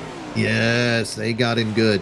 Meanwhile, battle is still going on the track. Lesko now with a pretty good run going as the gap is closing. And yeah, Matt Novella making it exciting. Going to take a peek under Kenneth Redinger. It wants to go there, but Redinger quickly making the adjustment. And look who finally made his way through that pack of soup. And that is Grant Applegate. Now he's in 8th place, getting a push from Kyle Lynott. And you know he's going to do his best to make his way up through this crowd. All these guys came down on lap number 102, took the 4 tires. Grant, though, I'm curious. He had the 30-second pit stop. Yeah, 30 seconds. Is there still damage on that car? It looks good from my camera angles. And he is whipping it top lane, bottom lane like nobody business. Look at him packing the air under Thornton. And with a 30-second pit stop, how many freaking passes has this guy made? There's no way he came out where he's running right now with a pit stop that long. That's insane by Applegate. Gosh, this guy has a ton of speed, and there's nothing more frustrating than knowing in your hearts of hearts, I have the fastest car here, I just cannot get up there. Well, guys like Lesko and Parham and Hollar have been able to control this race. Another guy I want to shout out real quick, Mean Gene, that we haven't talked about at all, actually 2 guys who are running next to each other right now, Buddy Sully and Jonathan Case of Beer. Case of Beer we haven't spoken about, doing a great job having a quiet race so far here today. But this is a guy that we just saw in that list of all-time winners. He has a win in this league. He got it the hard way at a short track. Do not look out or do not discount Case of Beer. He's been phenomenal on Wednesdays in the preseason already. Then in front of him, Buddy Sully, past champion, qualified 4th, struggling to find that speed. But this was also the fastest car in practice. Yeah, the professor getting it done out there. That number 21. He's also on one of the stronger teams. Racing Tyrants took 3 championships in a row for team competition. So a lot of experience, a lot of knowledge behind the wheel of that number 21 as he is side by side with Case of Beer. Got Eric Gambrell behind him. Unfortunately for Gambrell, he's about 13 laps down. So he's just out there trying to race for clout at the moment. That's a shame because that car is fast. Yeah, he's back on the pace. Tony Iverson, last guy on the lead lap, had 1 minute and 4 in the pit, so that 13 is still damaged, but the Undertaker is on that lead lap. Racing for the lucky dog, gonna be Tom Lester and Rusty Rafferty. Lester with about a 5-second lead over the damaged 911 of Rafferty. So Lester ready to take advantage. Both those cars, though, Zack, 57-second pit stop for Lester, 17-second pit stop for Rafferty. I imagine he was just trying to get that car back out and stay 1 lap down more than get the car repaired. Yeah, I agree. And Lester has definitely had an eventful day here today. So just the fact to have a race car that's somewhat on the pace is certainly a positive for that number 6 driver, who we've seen make massive steps forward over in the Tuesday Bonfire Truck Series. Going from a mid-pack driver to a championship contender has Lester. We've also seen him show his face a little bit on Wednesdays and really show that same pace. So you know Lester got to be a little bit frustrated with his running order right now. And look in front of these guys, what does Applegate up to? Applegate with contact with Redinger. Redinger battling back. Redinger right across the nose of Applegate says, hell no, I'm not taking that. But outside lane, you can see Thornton still trying to rip that rail. But it has been Applegate these last 15 laps just pushing forward as hard as he can. Great run out of it, but he's going to have Thornton with the block on that outside lane. Thornton needs to establish his position on the wall as quickly as he can. Behind them, you can see that's the Matt Novella 56, Kyle Lynott, and Trenton John still in the picture, rounding out the top 10. You can tell Thornton didn't really know what to do with that run. Had a massive run on the outside. I think it'll be the same thing here. Yeah, look at how he's going to close this gap on Redinger. Probably get all the way to his rear bumper. But what do you do with all this speed here? He's going to probably try the outside again, but he just hasn't been able to check it up enough. And Redinger read that like a book and took away any clean air he could have hoped to find. Redinger is so good at that, Mean Gene. Yeah, he's not a champion By accident. On accident. Meanwhile, little chips ahoy going on in the back. Nick Mills trying to get around the lap driver of Tom Lester, and he's like, man, teleport me to the lead, bro. Seriously, right? These guys, you know they're frustrated, especially these drivers who are perennial championship contenders. You got 10 seconds back, man. Yep. Come on. Let's go. Let's do this. My goodness, Redinger is just playing defense like he's Dennis Rodman right now against these two animals. Man, it's been impressive. But Redinger, like we talked about, he knows how to do that. He's a racing genius pretty much. Another driver that's quietly, again, working his way through the field. Joseph Vulpis has gotten his way around Ryan Hollar, and he is now closing in on Justin Parham. Oh, man, I've seen this movie before. A quiet ride. Vulpis got fourth at the end of the stage. All-time win leader in the series with 17, and he is trying to sneak his way up. Got a podium position right now after getting by Hollar, but he has got his work cut out for him here. Lap 132. We got 68 laps, as I can't do math, remaining here in the race. Hollar behind him. Eric Thornton is now putting move. Look at Thornton Applegate. They are not done. Redinger still leading that train. This is the same situation we saw before when the 5 cars let the 7 behind them catch up. I think we might see it again. If I'm Redinger, though, I'm paying attention more to Grant Applegate than Eric Thornton. Yeah, especially because Thornton, he just cannot make that outside lane work. If he can clear these guys, he's going to drive away from them. As you can see, Applegate also having some connection issues. But if Thornton can do that, then yeah, he'll be gone, but he hasn't been able to. We'll probably see this happen again. You're going to see Applegate put that dirty air on the bottom and then go right up to the top, close off that run that Thornton was going to have, and easy peasy. That is just high IQ racing right there from Kenneth Redinger, and really taking away Eric Thornton's ability to do anything. So I completely agree. You're far more worried about Applegate right now, and you definitely don't want that 14 in front of you.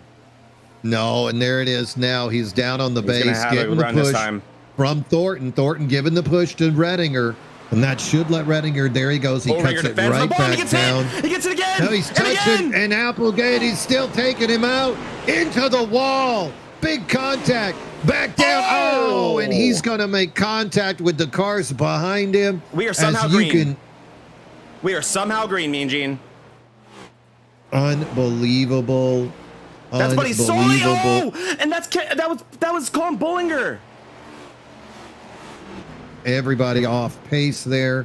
All of a sudden, we just see that activity coming out of nowhere. Of Sumner is done. Buddy Sully around now will be a caution. Buddy Sully getting spun out there, and now we have a caution. What a clusterfuffle. Yeah, Redinger went right into the wall, comes back down the track. I mean, Applegate was not cutting him any breaks. No, that is just painful there. Who is that other car? I just can't get a... Let's get a better look at this. This was pretty easy to read. I understand Applegate's frustration. Sumner? Yeah, it was Sumner. Sumner, big hit in that one, me and Gene.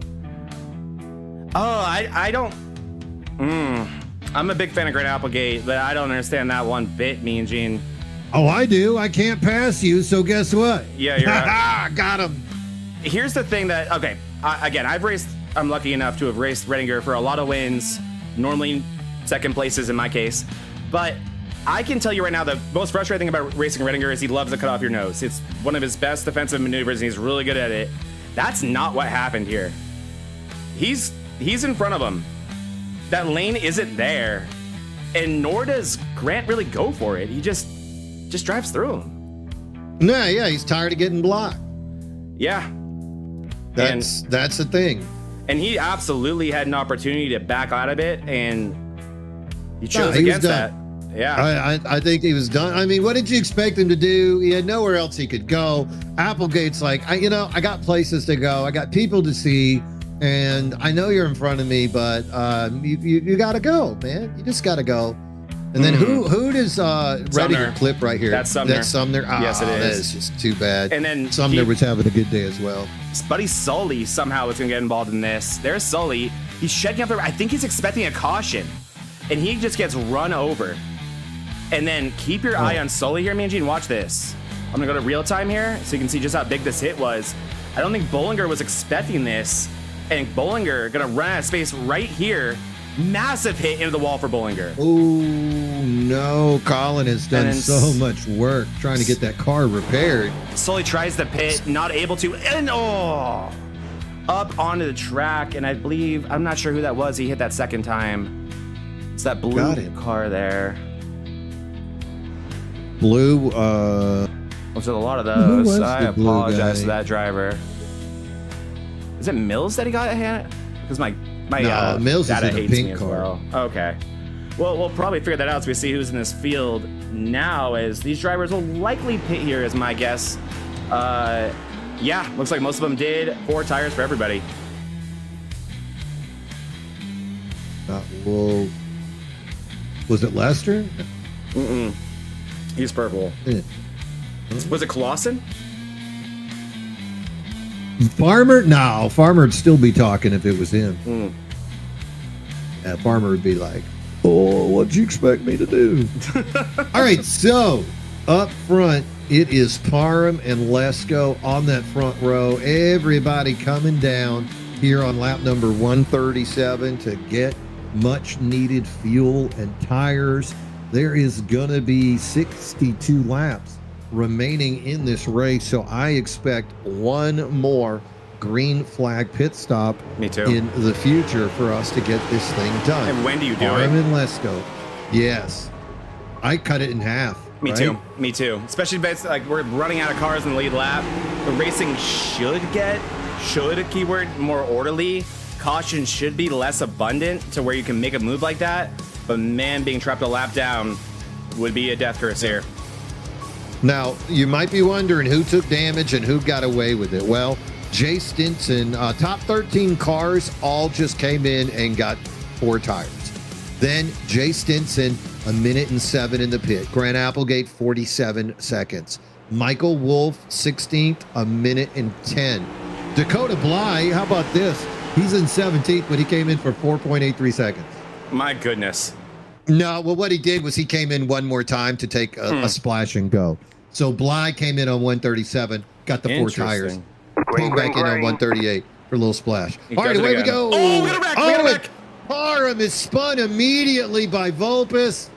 And we're no green. caution. Oh, my word. My goodness, Justin Parham. I'm sorry, by Thornton. I'm so sorry. Oh, that was Parham who got it. Or that was Thornton who got him. Yeah, And a lot of it is Lesko's restart tricks really throws off this field, and they're all within the rules of the game. But boy, oh boy, have they worked to his favor. I think that was probably part of that.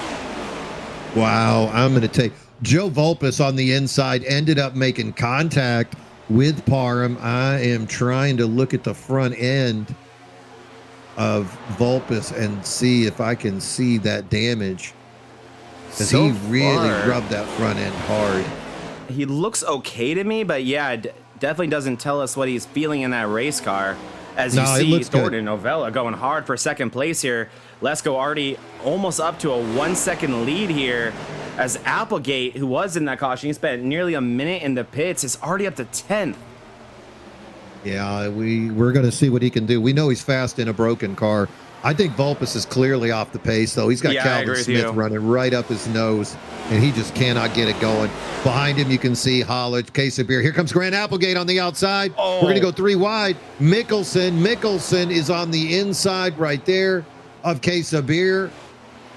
And now Vulpis making contact with Calvin Smith. Oh, my. Damaged cars out of that incident, trying now to recover, even if your front end is just barely look at the left dinged, side there, a little bit dented in. It's gonna hurt.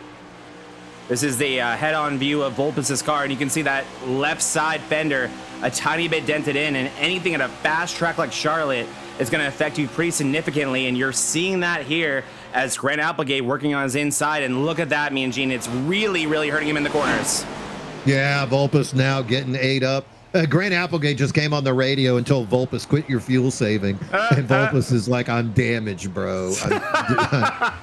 I'm hurt. I'm not playing games out here. Into Mickelson into Jones. What a save. And then more contact. Jonathan Case of Beer, like, hey, man, and there's Case of no Beer, I'm sorry. room. What a save by Case of Beer. That was insane as he looks like Mickelson was taking a dive underneath Case of Beer. Car's still not up to speed as Lester's there. Mickelson taps the left rear of Case of Beer. Case of Beer up, Tokyo drifts up the track, comes back down, and made contact with Dalton Connor in the 93. Connor straightens Case of Beer back out. What a nice guy. And then they just keep on racing. Yeah, good. That was the good assist there by Dalton Connor. Good man. Man, I'll tell you what, Mean Gene, here we are on lap 146, and there is no more give, only take.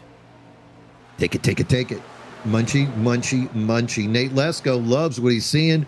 And I'll tell you what, though, we talked about him earlier, said he's a streaky driver. Well, right now, Matt Novella has streaked his way into second place. He's got Eric Thornton behind him, and I'm truly impressed with Eric Thornton. How many times have we seen Thornton run up front and then fade, whether it be tires, accidents, walking the dog, things have happened. But here he is in the closing moments, 54 laps to go. And that number one of Eric Thornton still part of the conversation.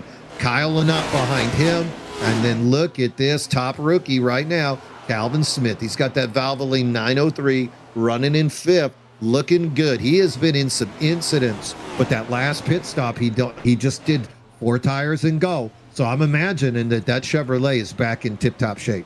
Yeah, Calvin has been straight up phenomenal today. He's been involved in a few incidents, some that he's been a part of and others that were none of his doing. But Calvin has overall just had so much raw speed, and I think he's probably pretty happy to have some time alone here on this racetrack with a good top 5 running position to where he can get that thing underneath him, see what he can do with these tires, and hopefully get a long run, which is what I think we'd all love to see, as we have so many quick drivers up front here. So many guys who have led laps. You see Lynott working closely on Thornton. He went for the pass, lost his clean air, and shut up the track, and just like that, Thornton's all over Novella.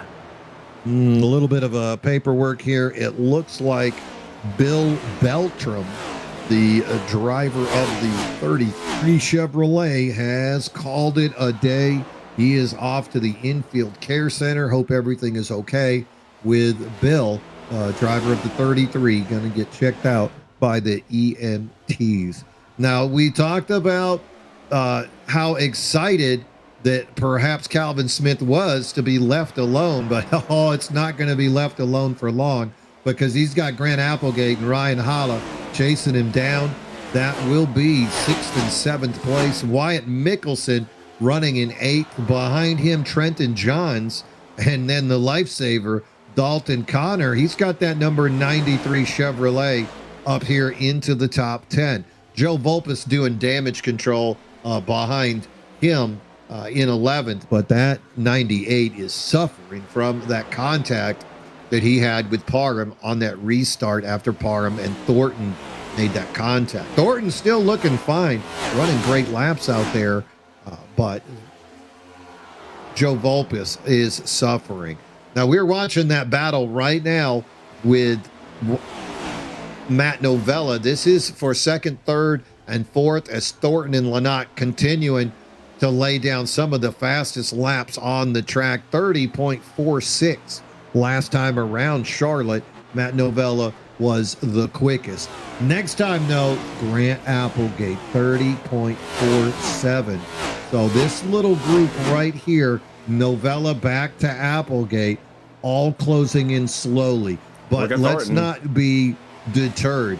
Nate Lesko running in that rearview mirror, doing what it needs to be done to hold that lead, and love seeing that side-by-side action behind him. This is what he needs. Two cars that potentially have the speed to compete with him, battling each other side by side with the knot right behind them. Because like you said, Novella was putting down those laps.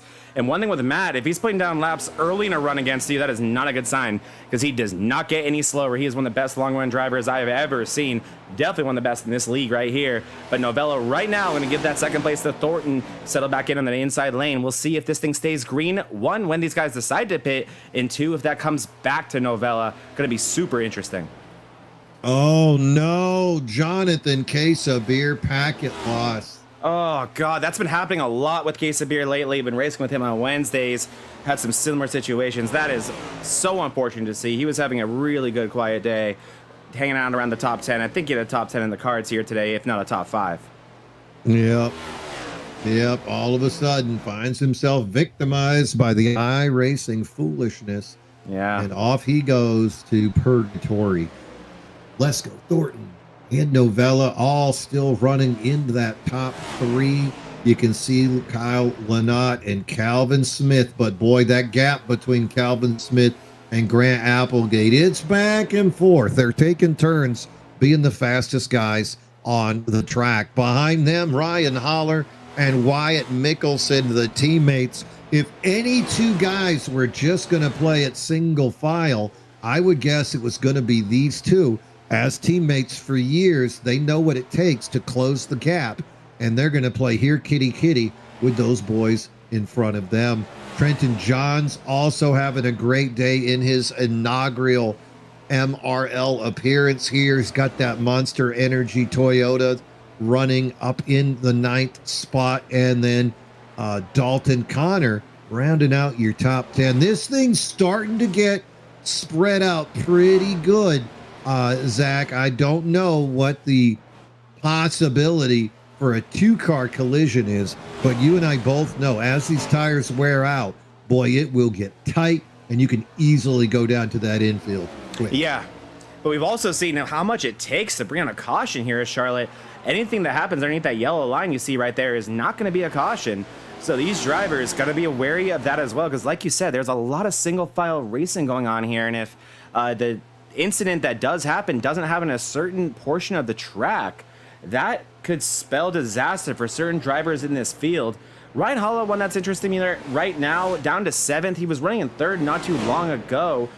I'm looking at his lap times, and they're fine. They're not far off the leaders. I'm not sure what's wrong with Hollar right now, but he is bleeding positions, now getting all kinds of hassle by Wyatt Mickelson. If we do see someone cut this in half, I'm going to go ahead and make the early assumption that it could be the 7 of Hollar. Yeah, these two guys are teammates. They're going to just push each other. Him. Okay. Yeah, they're just going to play pushy. Now, so it's aggressive driving or drafting.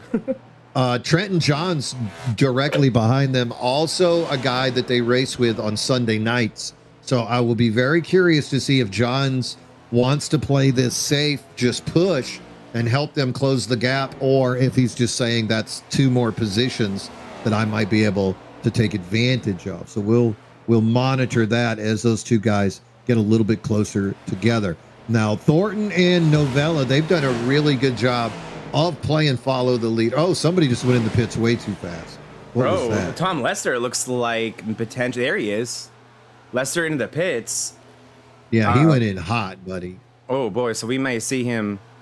Isn't it nice to be able to say buddy without being like, sorry, buddy, Sully? But, yeah, we'll see. There's Redinger right there, RIP. Let's take a look at how long he spends in here if he just disappears.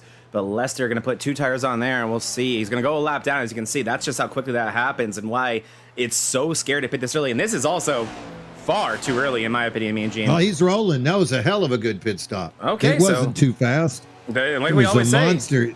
The best pit stops look like they're speeding, right? Yeah, and that's what we just saw. Tom Lester making a move. You know, Tom's the top 5 driver over in the Tuesday Night Truck Series, so we're expecting big things from him as he grows more and more acclimated to the Cup cars.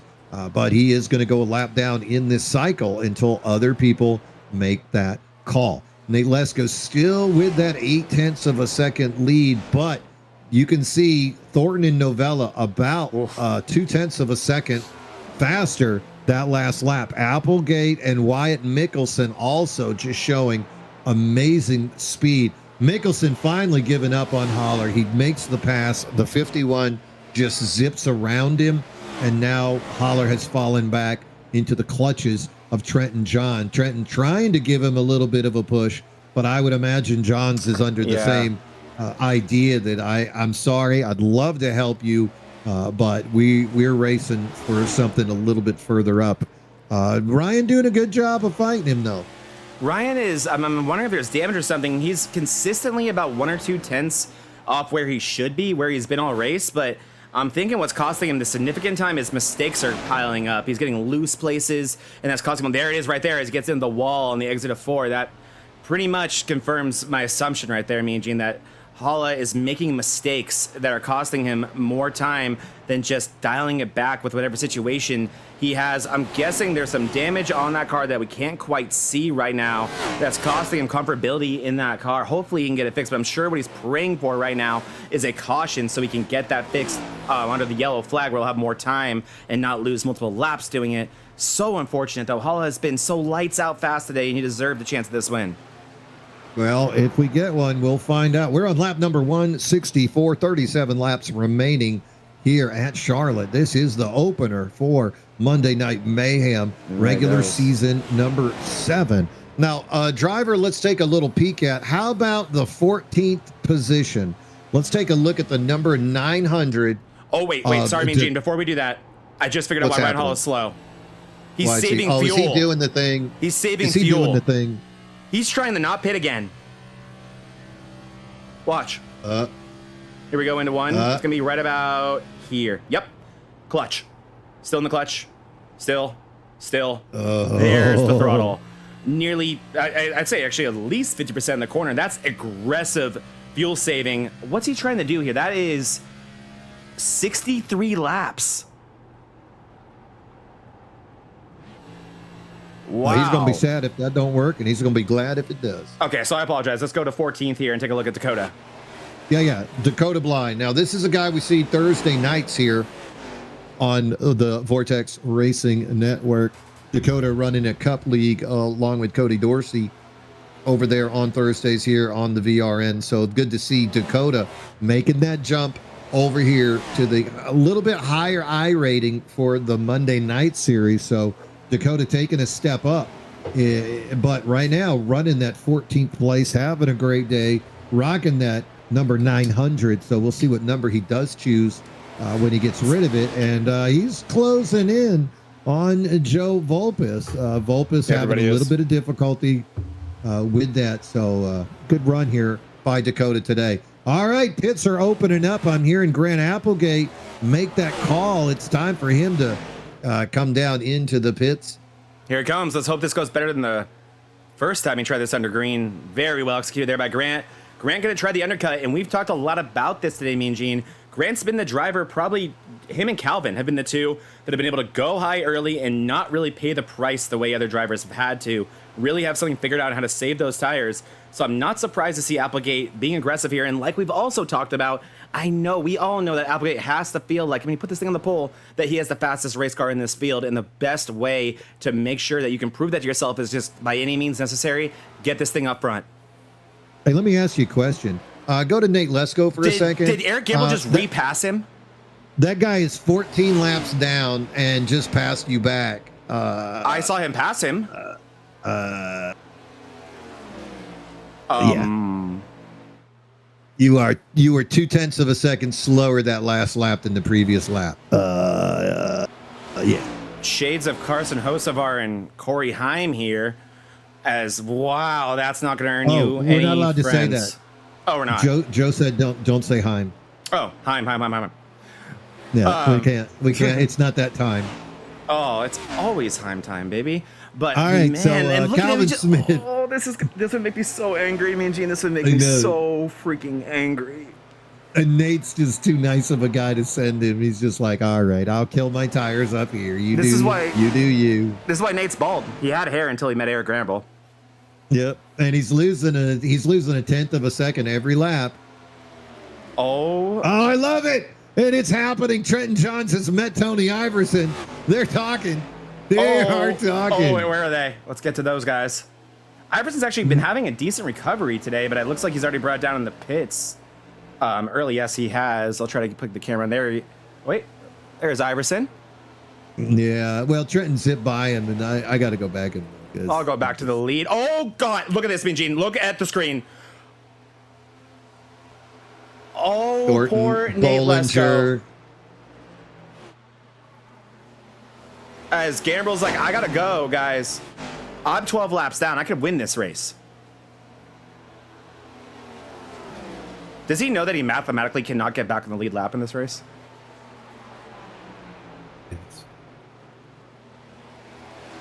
Oh, I'm sorry. It wasn't Tony. Aww. Oh, yeah, it was. Okay. So Tony. All right. So Tony and Grant are double teaming Trent and Johns verbally. They're having a good time with each other. There it is. Grant. It was Grant and Trenton. Grant and Trenton were having a big time with each other. I think they're still having a big time. Oh, I'm sure that's not what Grant needs. I mean, even with that, he is currently about a second faster than the leaders. I'm assuming, so Grant pit from about 5th, so you can assume about 6 seconds back. So Grant should cycle to the lead here, but it'll be at a big tire disadvantage once that cycle does happen. If it does, if we're able to stay green. And man, I guess Eric Gambrel proven why he made that pass back, because he's driving away from Lesko. Yeah. Interesting to see. So it is. You can see right there how how Gambrel just kind of pulled away, still leading Nate around the track. But now I'm sure he likes not as much dirty air, gets a draft. Yeah, and so now Lesko finally able to put down a little bit better lap times. He's still got that 1.4 second lead over Eric Thornton. Thornton side by side with Novella. So yeah, that's really helped him as far as the gap closing. Then you got Kyle Lynott, Wyatt Mickelson, Trenton Johns, Hollar Parham, Dalton Connor, and now Jay Stinson rounding out the top 10. And remember, Jay does have damage on that 99 Chevrolet currently in 10th. And pits opening up. It looks like Louis bringing it in. And he can win this race with this strategy. He can. That's right. I would have won that race, but it just didn't work out. You're going to want to go in your box, though. There you go, buddy. No, he's fine. No, that's how you do it. Yeah, sometimes that's faster. That's how we drew it up. You throw people off. They drop their guard. So they think you're going to mess up. I'm sure these guys are thinking about Applegate as he's about to get his lap back the hard way. But how much are they thinking about him? Who's going to bite first? I'm a little surprised that Thornton and Novella have not yet. Because one, I'd be like, get me the hell away from either Thornton or Novella. And two, I don't want to do the same thing as these guys. And there I see some swerving Irvin going on out there as some of these cars are getting very, very loose and tight at the same time. What a stop by Matt Novella, Mean Gene. Picture perfect stop from Matt Novella. Step one, the hard step completed. Gonna get, did he go deep? He goes deep, Matt Novella. Maybe costing himself, I don't know, a couple tenths of a second there, which doesn't sound important, but trust me, it takes away how beautiful the entrance was. Yep, Novella. Here he goes. He's rolling the 4 tires. Looks like... Would not be surprised if Thornton soon. Yeah. Not yet. Meanwhile, you can see Colin Bollinger has now officially gone a lap down as well. Just not that fast, man.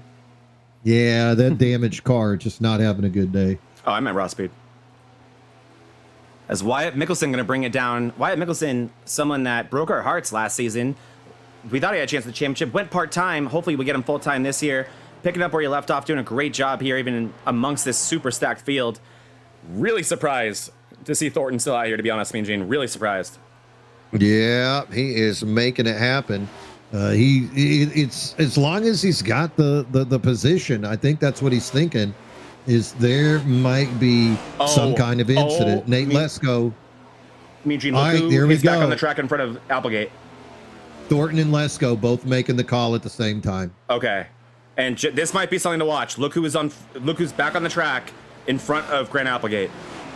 Oh. Give us that beef. Oh. Wow, what a stop by Thornton. Really closing in that gap. Christmas past. It's the ghost of Christmas past. It is. I think he thought he left that. Oh, man, that might hurt his charge up front. As you know, Redinger could not be happy with that 14. All right, so the other thing I'm looking at is right now, what a stop. I mean, Applegate has just been smoking it after he came down on that pit. You know, he did pit early. He came in on 168. And then you look at the other guys around him. Novella slowly closing that gap. Novella was the fastest car on the track that last time. But again, he's about 6 seconds back of Applegate. Thornton as well now coming out, trying to get back up to speed as quickly as he can. But he too is going to be behind Applegate, but only about 5 seconds back. So good stop for him. Here we go. Now we see if Thornton can make advantage of those fresher tires. Oh, and look at Redinger. He is like still underneath. You're going to have to go around. He's not going to make this easy. He is not going to make this easy. He let him know. He said, hey, trailer park girls go around the outside. And if they go around the outside, I do too. Oh, no. Oh, he's gonna give it to him here. I think we're gonna get the. No, he's not. Look at him. Sancher Redinger squeeze. Yep. I knew we'd get the Redinger squeeze, and he even drives it back down the track into Lesko. Oh no. Nate's like, what's happening? What's this nonsense? What is all of this about? Meanwhile, Kyle Lynott has got to be thrilled. He is out there. He is yet to pit. Lesko gets him. He is watching this. Lesko gets him for position. Oh, the ghost of his Christmas past is haunting him, Mean Gene. And the big thing is, Lesko also, he pit on 181. He's only got 2 laps on those tires. Yep. He should be faster the rest of the way. No surprise. We've seen Lesko be the class of the field all day long. And now here he is. As this rotates around, he should be able to be the fastest car out there in position. In front of him, Lynott, Hollar, Vulpis, and Dakota Bly are rolling the dice. Those Vulpis, 4 drivers begging for a caution. He's not pitting, they still have position. Vulpis is not pitting, and I can prove that to you right now. Dead silence. Shh. Oh, look at him. He's doing the thing. He told Grant he wasn't doing it. I know. He black and white told him, I have damage. Straight up. I'm not saying fuel. I Liar. would never. Liar. Not me. Why would you think I would do that? What a liar. Never trust this man worth anything. I'm Bill Cosby. This is the best cocktail you'll ever drink. All right, let's go inside Dakota Bly. I'm curious if he's doing let's see if he's saving. Real quick, this is Hollar. Want to see if he's still saving. Yes, he is. Oh, you know he's sitting. Now, here we are. This is Dakota Bly. I always want to go like, blah, like a hardcore song when I see his last name. Here we go with Bly. Really? I would do it more like, Bly. Bly not saving, but not shifting, which I know does save more fuel, but not enough. And man, is that race car miserable to drive, and you can very much tell so. And one thing that's very interesting, me and Jim will go on board here with Kyle Lynott, our leader. He's not saving. He's downshifting. He's driving the crap out of this thing. He wants a caution. Yeah, he needs a caution. So that's how that goes. All right, so interesting as we look at the different strategies. The guys who have yet to pit, it is the Nate Lesko show. Nate now with a big 2-second lead over Grant Applegate. Applegate still in the middle of a pack as Kenneth Redinger is making his life miserable. And I think that's Kevin Kyle. Is that Hunter Hall? Who's that underneath him? I believe it's Hall, he has a really pretty daily driver's looking truck. So I will say that. He does. I have some mind-blowing developments here that I just did my the fullest extent of my math, Mean Gene. And I can confirm something. Mills. What do you got? What do you got? If this stays green, if Ryan Hollar can make it, he's going to win this race. There is no mathematical way, in my opinion at least, that Lesko or Applegate can catch him. I have another question. What about Colin Bollinger? He hasn't pitted yet either. He's back on one. He's like 16th. Oh yeah. I mean, he's a lap down, but he ain't pitted. Yeah, he hasn't pitted yet. He's trying to make up for 5. You know, he's been in 5 wrecks. He's probably got like 20 incident points. He's probably thinking this car sucks anyway. I might as well just save fuel. I've been there. Yeah. And then Tom Lester, he pit 159, so that's another guy that ought to be able to make it by the I'd agree with that. I think the number one guy to look at, because, well, two things are true, me and Gene. Number one, Joseph Vulpis is a big fat liar. But number two, he was being honest about the fact that that race car has damage, because we've visibly seen it. It's here we go. No, it was it's a right hard there. hit. It's right there. Yeah, it's a hard hit. It's on the left side. So that car isn't driving well, and that's why he's 11 seconds behind Hollar. Yep. And so it doesn't really matter if Vulpis can make it or not in terms of the win. I mean, he might be able to stink a podium with it. Ryan Hollar, actually, I don't even think he can, honestly, me and Gene. I think Lesko, Applegate, all those guys are going to easily get Vulpis, even with Vulpis making it. They're not going to get Hollar. They're not going to get Hollar if he can make it. There's 8 to go. There's 8 to go. Yeah, we are creeping up as Louis battling with the 93 there. Now Louis is a lap down, but that 93, he is active out there trying to sneak on by. Yeah, Kyle Lynott, I think he's going to run it till it goes out of gas. Still downshifting. He's got no choice. Got no choice at this point. He does have that 6-second lead over Ryan Hollar. Hollar's about 9 ahead of Vulpis, and then here comes Nate Lesko. And he's getting it done, 30.45. I mean, he's a second slower, and there's 7 to go. He's fine. Yeah, Lesko is the fastest guy on the track right now, but there is no way he's going to catch a Hollar. Kyle Lynott almost created that caution he needs so bad. That was close. 1 second. 6 to go. 12 miles, essentially. 10 He'll miles, still be really. 4 miles. He'll still be 4 seconds back at the end if Lynott and Hollar can keep going. Exactly. Ryan Hollar is chilling right now if he can make it. And boy, I'm not going to lie to me and Gene. I'm going to let out my commentator's bias. I am crossing every finger until I have right now that he can. He deserves this. He's raced such a brilliant race. All right, and it is starting. People running out of gas and being sad. Here comes Michael Wolf. Lynott's in. Yep. Lynott finally had to do it. Looks like Michael Wolf also making that call. And it becomes the Ryan Hollar show. Turn over the lead. It is. Now we're all... Oh, he's getting chased by the police, though. He's got Rusty Rafferty behind him. Siren, the wee-woos are on. If he gets pulled over, that'll definitely cost him too much time. I'm not pulling over for another 5 laps. You should not. And let's just see how much he's saving now, man, Gene.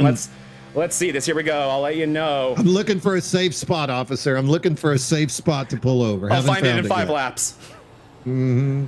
And he's about... Oh, he's a spin in front of him. He's a spin in front of him. We're going to stay green. Did you see that? There was a spin in front of him. I think it was Buddy Sully. Oh, they're in the grass. They're in the grass. That would ruin this. That's Buddy Sully. Keep it straight, buddy. Keep it straight. All right, Lynott coming back on the track, but he is going to go a lap down. Ryan Hollar, he has got that 8-second lead 4 to go over Nate Lesko. Lesko laying a blistering pace, almost a second faster every lap. Doesn't matter. Than Hollar, but Hollar with that strategy, if he can just hold on, it'll be 3 to go at the line. Oh my, as that number 7 is on a rail. Lesko in second. Vulpis trying his best. He's got about a 3-second lead over Applegate, but Applegate is making up a second a lap. So those two going to be fascinating once it gets closer to the end. And don't forget Dakota Bly also out there running 6th and trying to push it as far as he can. He got about a second lead over Novella. Here he comes, Mean Gene. 1 minute left. That's what I always tell myself. Whether it's 2, I go by time. When I'm in the lead like I am, like Ryan Hollar right now, 1 minute left for Ryan Hollar. Looking for the white flag. Ryan Hollar's going to put the move on Nick Mills. Nick Mills going to touch that wall, but keep it going. Goodness. If he can make it here, coming into turn number 3, Ryan Hollar begging to hit that white flag before anybody else hits the wall. Creep this thing around. Creep it around, There we Gene. go. And White that gap flag. is still 5-second gap.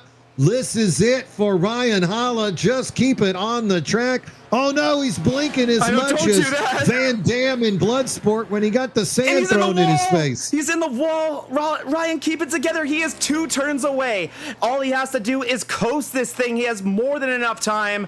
Unbelievable job, Mean Gene. Oh, and I think he's almost out of fuel, but here it is, bringing it around. Final time. Let's out go. Of 4.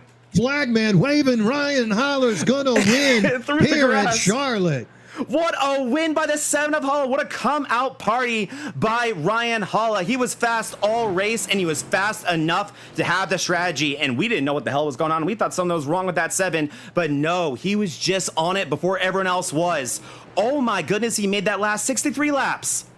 Nice. What a run. Ryan Hollar going crazy on the radio. What's he doing on the radio?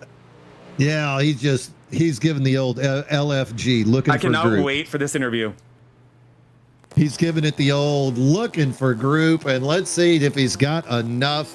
Does he got enough gas? What's he going to do? I just want to race like this, Mean Gene. He doesn't. Let's get his pit crew out there. Feel this man up. Come on. Oh, they're coming to running. They're coming to running. He did not have any fuel to spare, Mean Gene. Not even another lap. No, a new number and a new result as the number 51 This is going to pick up his first win of the year. This is a popular here win. Comes his teammate Mickelson to celebrate with him. Here's Trenton Johns as well. Johns runs with him over there in that Sunday night series. The 3 of them celebrating here together. First win of the MRL career for Ryan Hollar. What a day. And he is officially out of gas. Oh, and yeah. there he is. He's going to stand up and celebrate. Don't get your foot caught on the netting. What a win here today by Ryan. Nate Lesko going to come home in second, and Joe Vulpis rounding out the top 3. Let's go to those final results. Grant Applegate coming home 4. Eric Thornton 5th. Great start there. Novella Dakota Bly, welcome to MRL, 7th place. Rookie Calvin Smith 8th. Wyatt Mickelson 9. Trenton Johns 10. So how about that? We're looking at new names in that top 10 and also looking at some veterans and a first-time winner getting up in there. Congratulations to Ryan Hollar. And now I get the most fun part of the job. I'm jealous. Zach. I'm jealous. Let's see if we can hunt him down. Oh, let's pull him out like Puxatawny Phil. He'll see. Ryan! Ryan, hell yeah, let's go! Yeah, buddy, let's go! I'm so happy for you, dude. I tell you what, new number, and that number is 1. Hey, Daniel Suarez did it. I can do it too. I mean, tell me, man, take me through those last nerve-wracking laps. How did the fuel look, and how were we feeling? When did you make that call? Well, I know how Corey Heim feels now. You just want the race to end. Yeah, I saw a car go through the grass on the front stretch, and my heart just sank into my we were stomach. on board with you, Ryan, when that happened. We were on board with you. Oh, yeah, I literally almost shed a tear if the yellow came out. Yeah, I don't know. When we got that restart, we were like 4.5 laps short. I told Wyatt, I'm like, yeah, I'm just going to save. If I lose positions and finish 7th or 8th, it's still a good night. And everybody just started dropping like flies. And I told myself if I just stay in it, you know, keep my turns going and save that fuel, which you can see I ran out here at the start-finish line. I couldn't even do a burnout, but hey, save the car for next week, right? Exactly. So yeah, I just saved every single lap, which I guess is not a popular decision apparently, but I don't care. Who cares? You know, I'm in victory lane for the first time in like the 2.5 years I've been racing with all these guys. Like, you know, I'm new with you guys, did last season, but I've been racing with guys like Grant, Trent. There's so many. Wyatt, obviously my teammate who's been there. Jordan Fisher. All the credit goes to Wyatt and Jordan Fisher. They've helped me a ton. So Fish Speed, thank you, Fish Speed.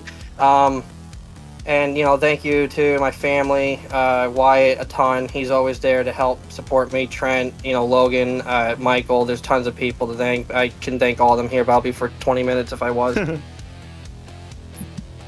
Man, an amazing race. I got to ask you, what was the biggest brown pant moment you experienced? We had a huge field here today. Some of those restarts didn't go as clean as they could have. Was there a moment where you just thought, oh, this might be it? Or, oh my God, how did I avoid this? What was the most harrowing experience today? There's probably about 3 parts I can remember. One, when I was racing 3 wide was, I think it was the 998, and then Grant there for the lead, and then we were 3 wide, and it just was really tough, and we were door to door through the turn, and I think I came out 3rd, but it's okay. You know, I just wanted to keep the car going. There was one time there, I don't know if you guys saw, I smacked the wall there on the last run, even though I was saving fuel, and I gave myself tire damage, wheel damage. So yeah, I got the job done with wheel damage too. And yeah, I guess the last one would be when whoever that was went through the infield there sideways. They were able to get it straight. So thank you to whoever that was. I owe them a huge thank you for keeping it straight and going on to the pit lane or wherever they went down there. I think that might have been Buddy. I think it was. I didn't want to call Buddy out, but I appreciate if it was him, just to keep it straight and keep things going. Everybody doesn't know how much this means to me. I mean, I've done races across 4 or 5 different leagues on different broadcasters everywhere. Best I've ever finished has been 2nd, 3rd maybe, and this is the first time I've won in any league on a broadcast. Well, it was a pleasure for us to watch this thing here today. Watched you and Wyatt both go to the playoffs last year in your first full year. And then here we are, opener, new number, and the result, amazing. Yeah, I talked a lot about the Sunday Night League that you guys run in, and that opportunity to run with those amazingly fast drivers and be in those tight fields.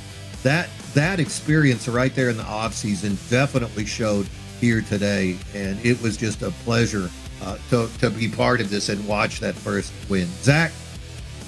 I'm just so freaking happy for you, Ryan. And you were the main character. I hope you loved the broadcast because you were the main character today. We saw the speed literally from lap 1 from you, and we thought you had damage. And then I think about 20 laps in that last run, we went on board with you, saw you were saving, kept an eye on you, and man, I was probably as nervous as you were for those last couple of laps. And speaking of on the race to end, I was saying when you took 2 to go, I was like, 1 more minute, Ryan. It's just 1 more minute of driving. You can do this. And man, I am so happy for you, dude. Congratulations. It's so cool to see that. I mean, you already had it, but to see that next level of improvement season to season is so cool. Congratulations. Thanks. You brought up a couple things, both of you guys, especially on Sunday nights. I want to thank those guys for a great league. I'm not trying to, influence people to go to different stuff, but if you have Sunday nights off, that wheel-to-wheel league is really good. You got Jordan Fisher, Matthew Wood, you got Mean Gene here, you got a whole bunch of people, Evan Stewart, Aiden Lucas. I could go on all day, and Xavier, Joseph Smith. All those guys are super, super fast. Grant, obviously, just super fast. 2 years ago, I couldn't make it around a road course without killing the car, and now I'm running up front with these guys. So thanks to Jordan Fisher and Fishbeat and Wyatt for all the help. Yes, sir. And I got to ask you one more thing before I let you go. What other cars do you race? Do you like to stick to the next gen, or do you venture out into the other vehicles? I race all the 4 major series of NASCAR. I do like to do Legends cars here and there once in a while. I would like to do a late model league to expand my short track horizon, because my short track program's not the best. I have good long run speed, but not short run speed. I try to stay away from Xfinity cars unless the league I'm in are running them, and then I just bite the bullet and learn. I've been getting better with them, but trucks, Cup primarily are my main focus. All right. I think you got one more thank you out there, right? I want to thank you guys for the broadcast. You guys do an amazing job. Everything you guys do. My mom, my dad, they watch every race. Whether it's, there we go. Your mom was cheering so hard, bro. Your mom in the comments is adorable. So she could feel it too. She could feel that this was your day. It was pretty good. I was gonna get to them. I just wanted to wait till the end, and of course, I can't end without thanking Wyatt. I said him a bunch, but he's been with me for the last 1.5 2 years, or whatever it's been, and every race we do practice. Sometimes we put in like 200 laps of practice, and it's starting to show. And it was a pleasure. Ladies and gentlemen, Ryan Hollar, number 7 on the car, but number 1 on the track here today. Congratulations, my friend. Go break open a beverage of your choosing. You have earned it. Congrats, Oh, Ryan. dude, I'm doing a shot of tequila right now. As soon as I get off he's the doing tequila it. time. Hell yeah. Yep, and then got work in the morning, so I'll be going to work with an extra kick in my step. So thanks, everybody. I'll see you next week. Hell yeah, Ryan. Congrats, There man. he goes. What a day. I'll tell you what, man, that was so nice to watch. You know what the Atlantic Ocean and that guy that tried to give him grief about saving fuel have in common? What's that? They're both salty. I love that. They Yeah. both. Who Come cares how you win it? Oh my God. I could not care less about how I win a race as long as it's not dirty. And that was anything but. I think he's just mad he didn't think of it first. I mean, and the other thing you got to look at is Hollar ran up front all day. He deserved it. He could have won it straight up. I mean, it or wasn't that way. it wasn't like Yeah. the 17th place car Yep. who sneaks in there, you know? I mean, no. This is a dude that ran in front all day, led laps already. You know, he'd already led laps, showed that he had that speed, had a really good practice, had good qualifying, and bada bing, bada boom. And Then the he way made the strategy call. And the way he described it is so accurate. It's not like it's not a risk, Mean Gene. This was a podium car at the very least when it came to just the raw speed. And he knew if this doesn't work out, I'm going to relegate myself to a 7th to 10th place finish. But if it does, this may be the difference between me finishing in 3rd or winning the race. He got greedy and he got risky. He didn't get safe. And what if he runs out of fuel? Race destroyed. Hats Dude, off, the lights Ryan just turned off on the lights are turning off on the track. It got dark on Oh. on the live. They're ready for us to go, man. What's going on? That's why you go back in All time. right. Agent. Let's get Nate Lesko in here. Yeah. Let's see if we can track Mr. Lesko. The milkman. Yeah, he's making it happen. I'm gonna actually put that like that. The milkman. We're gonna stick with that. Yeah. Right. Let's see where he's hiding. He usually hides way at the top. There he is, up there in the holler. Always at the top. He's talking to Grant. Well, that's a fun conversation. Way down here. No, and now I put him down into waiting. There, we got him. Nate Lesko, we got you, my friend. Yeah, I got you guys. What is up, Nate? Welcome back. First of all, I'm gonna ask him this. I want to know how many wins do you have in this series, Nate? 3. Wow. Okay. We thought it was more. Yeah. We were looking Yeah, at the total no, number it felt- today. Feels like it's more. Yeah, no, I think Grant put me in the wall a couple times, so took a couple of those away. Okay, we just saw you guys No. talking. Curious about that, but no. No, Amazing race today, Nate. And I think this is another very Nate Lesko race where me and Gene were also talking about. We saw the number 3. I was like, well, I bet he has like 1,000 laps led, and that was a lot like today. Fastest car on your strategy, really well executed race. Biggest thing, I guess I'll start with, did you see that strategy coming from guys like Hollar, Vulpis, and I believe Blay? no. I didn't look too seriously into it because I just thought it was gonna be too slow. You'd have to give up so much time. Apparently not, but no, I really didn't expect it, honestly. I didn't either, nor did we. We thought Hollar had damage. I went on board with him because I just had like this inkling in the back of my mind. And then I'm like, oh my God, he's saving. And that was with about 40 to go. And I was like, 63 is pretty generous. So another thing I'd love to ask you, and we gave you a little bit of a nickname today. You drive the Nesquik car. You're the milkman now. But the biggest reason why is because on restarts, you drink everybody's milkshake. And how do you do that so well? How are you so good on restarts? Well, it's pretty easy being the leader. I mean, everyone has to react off of you. So, yeah, no, I was comfortable. I think one of them is I'm comfortable starting in first gear, so you get that drive off right away, without looping around. I did have a restart where I was in second, and I kind of held on to the quarter panel for a little bit and just kept it close. But I don't know. It's just easy in first place, difficult second, but been working on kind of hanging with those guys. It was pretty insane what you were able to do today. Another phenomenal drive for you. Normally I'd ask you how your day went, but I know how it went. Really, really well. Super fast car as always. Led tons of laps. Looked like you had the fastest car. So what I'd love to know from you next is, we got you full-time again this year, and what is the outlook for this season? Way bigger field, way more talented field, which is saying a lot based off last year. How are you feeling going into this season, and you gonna be a full-time driver? Yeah, I didn't want to commit to full-time because I got too many other commitments at the moment, so I need to spend some time with the wife. So I think some of the weeks I'll not be here, but I'll try to make most of them for sure. And yeah, there's lots of fast guys here. I know I was looking at the iRatings of those guys, and I know that doesn't tell you everything, but it's definitely improved from last season. Yeah, that was one thing I brought up during the race. I was like, don't look at these guys' iRating if you're trying to have any indication of their speed, especially in MRL. But yeah, it is pretty crazy here today. Phenomenal job. Whether we get you full-time or part-time, always a pleasure to have you on the track, Nate. Great job today. Any shouts you want to give before we let you out of here? Shout out to my mom. I think she's still trying to stay up and watch this pretty late race. What's up, Mama? Let's go. Yeah. So shout her out if she's still listening.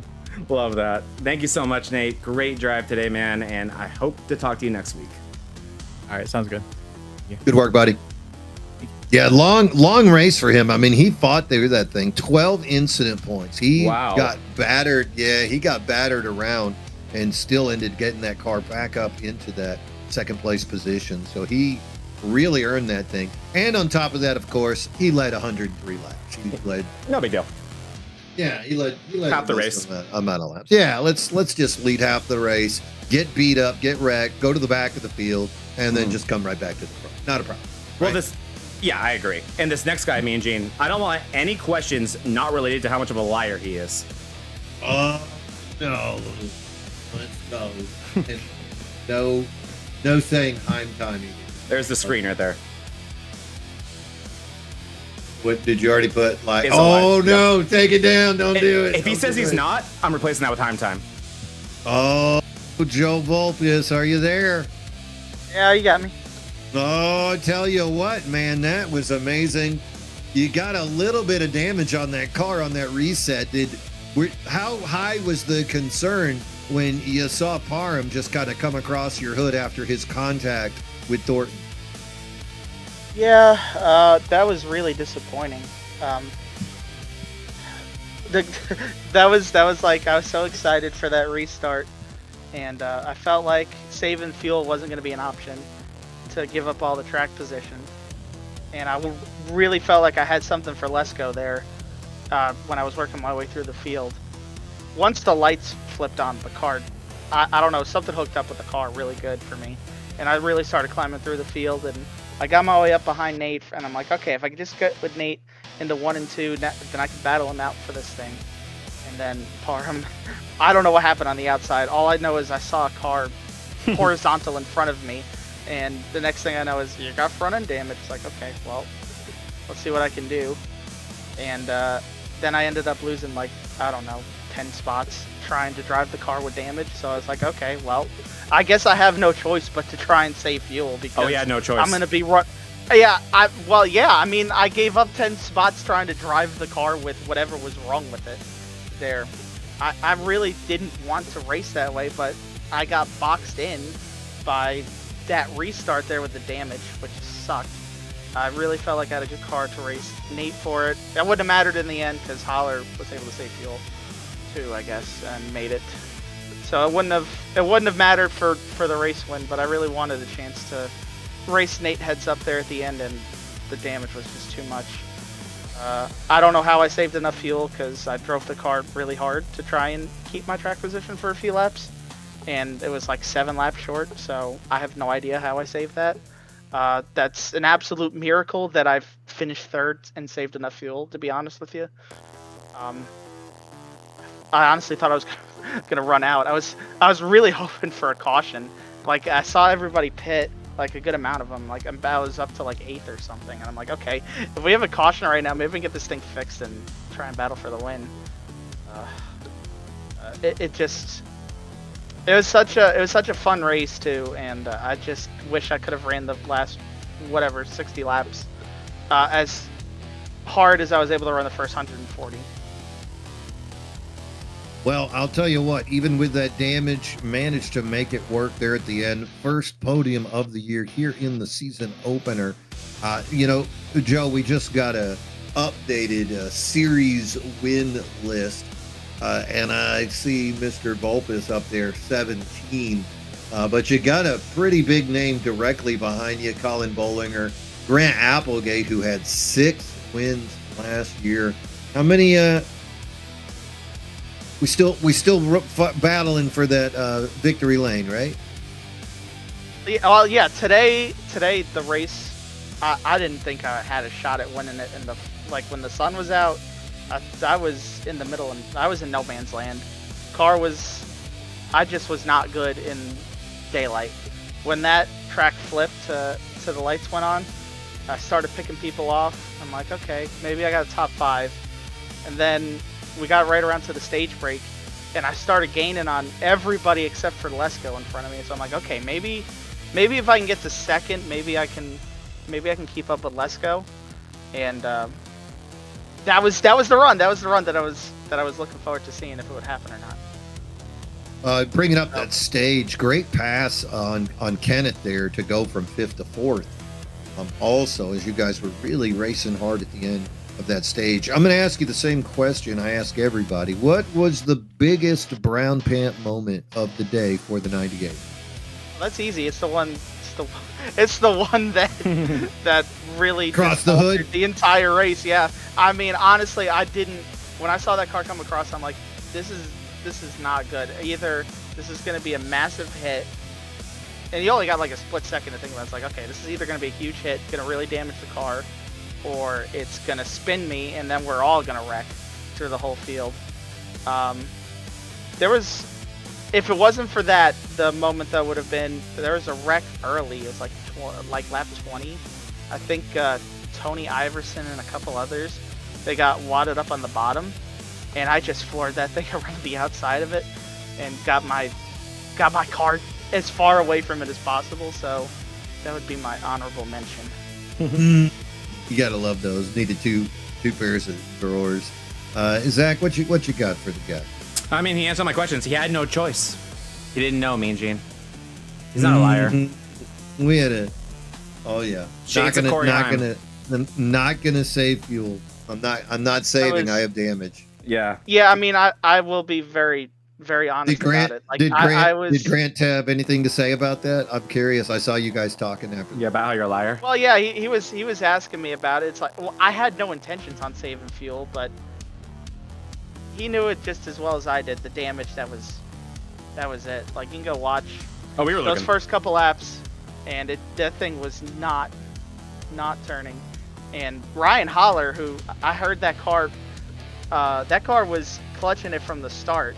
I heard that car go underneath me and it was clutching, and I'm like, okay, somebody else is trying to save fuel. I wonder if they can make it.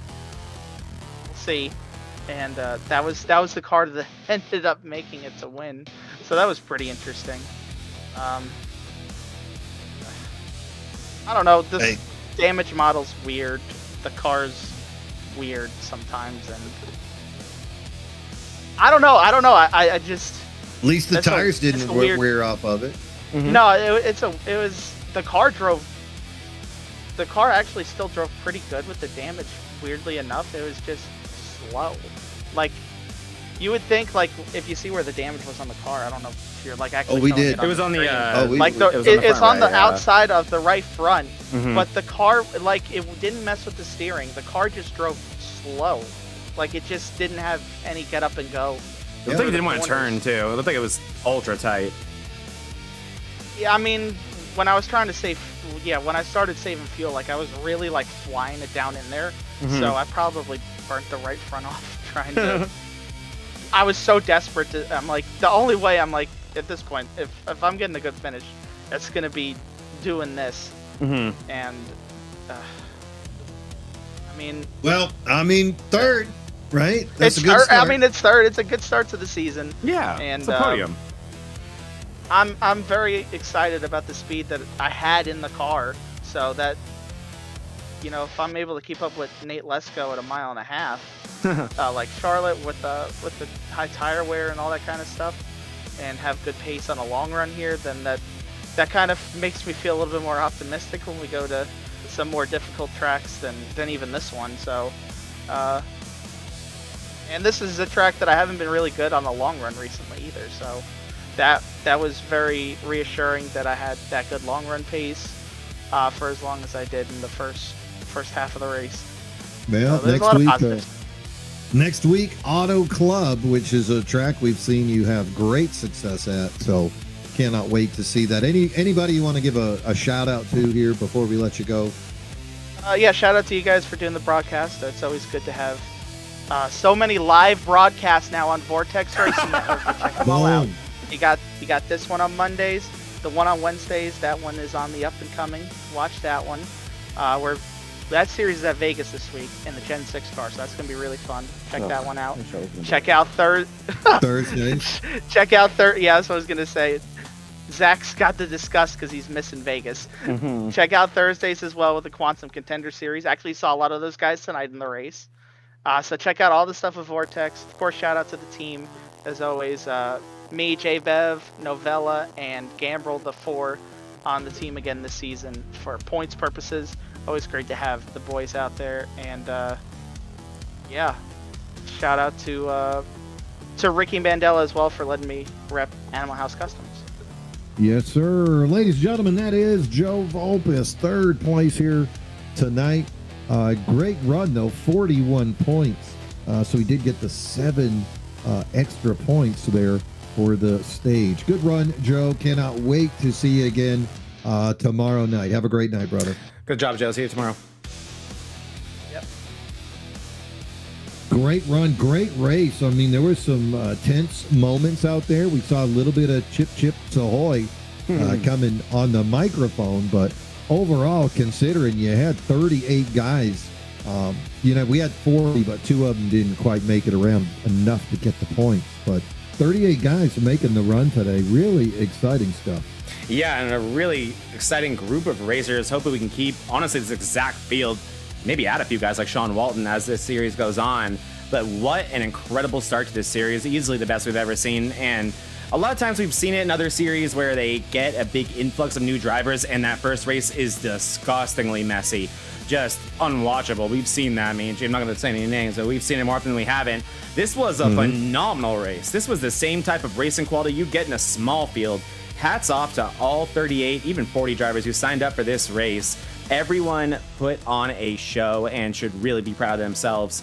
And I mean, I just cannot get enough of the fact that the whole story, I mean, we've been talking for weeks about this series, me and Gene, whether it be privately or on Tuesday nights in the BRL, about how the pecking order of this series got so high, it was borderline obnoxious. We've been calling this the All-Star League for so long, or the All-Star Series, I'm sorry, and my goodness, it was completely so over the top this year to where we can move Wednesdays, which is called pretty much the All-Star League 2.0, to Cup as well. Those guys are driving Gen 6s now.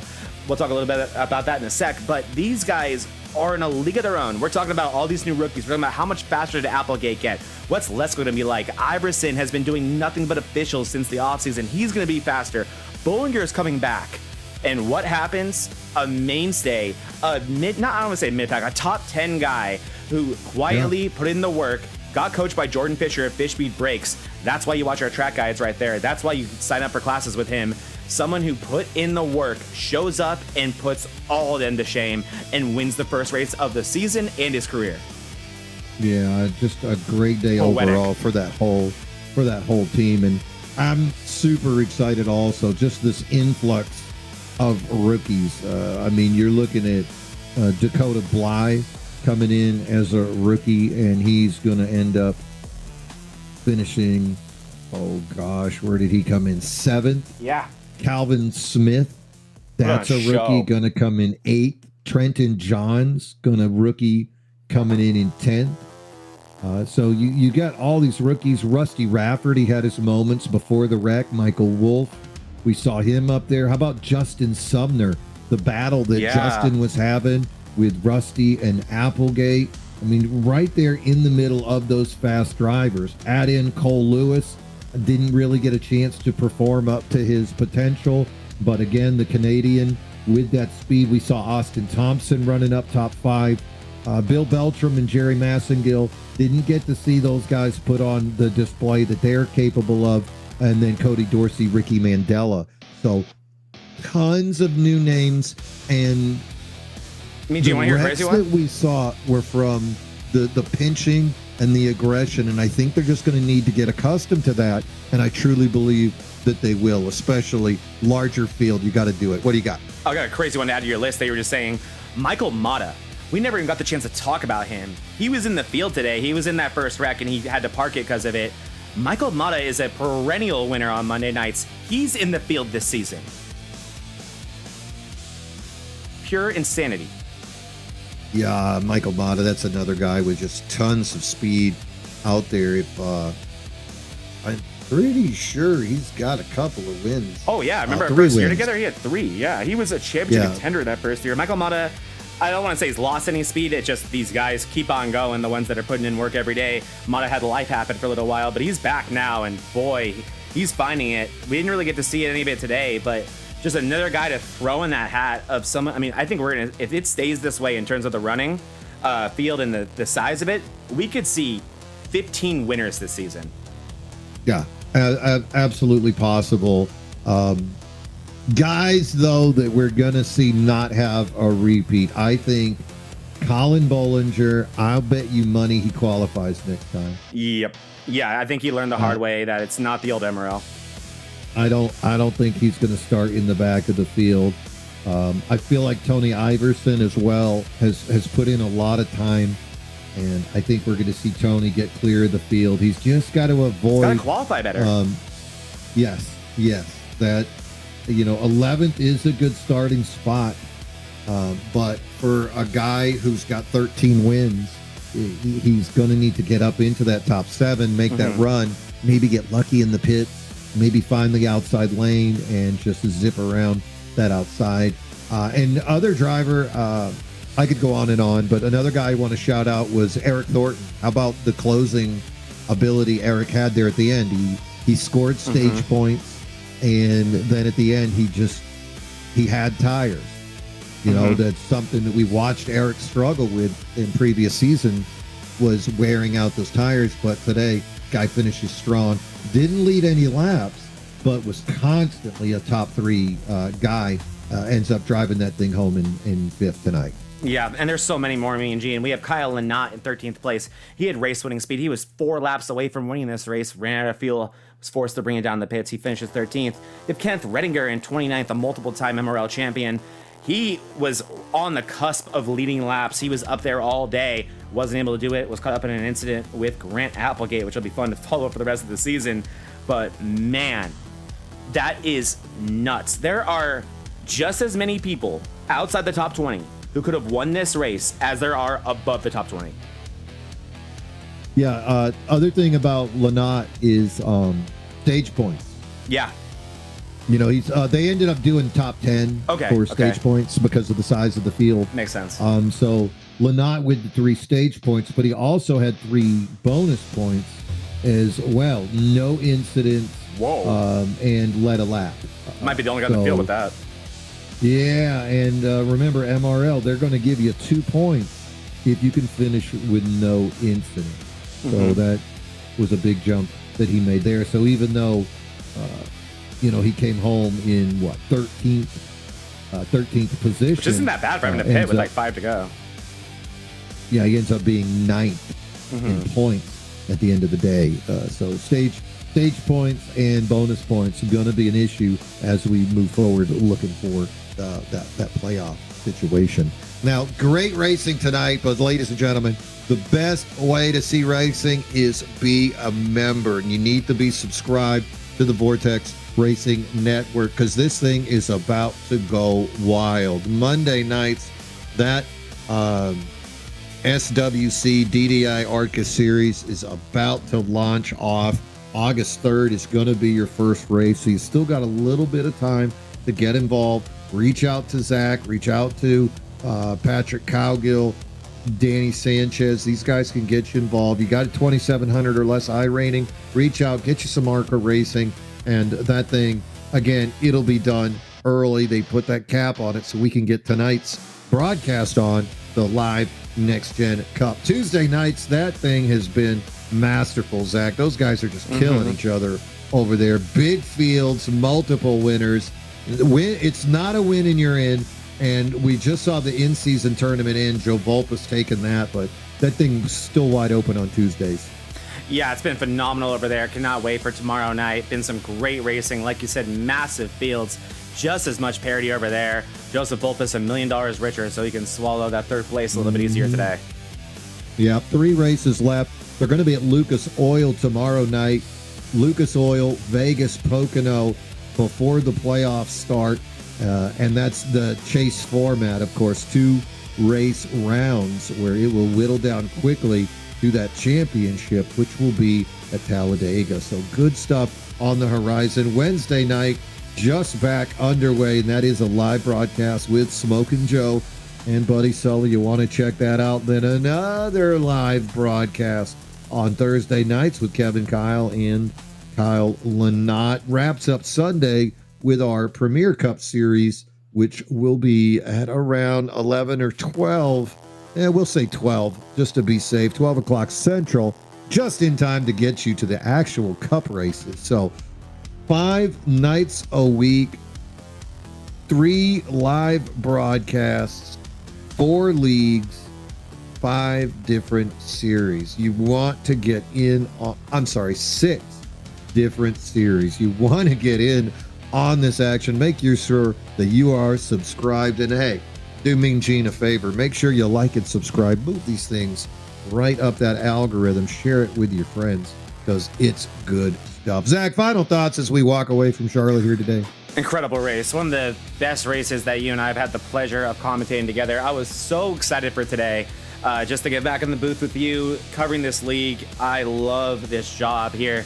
And man, did this deliver. That was incredible. We knew how good the field would be, but I don't think I ever could have imagined how good of a show these guys would put on, how great of racing we've gotten. We got the right amount of cautions, the right amount of drama. I mean, I really don't think I would have changed a single thing about today. Phenomenal work by everyone in the field. So stoked to be back.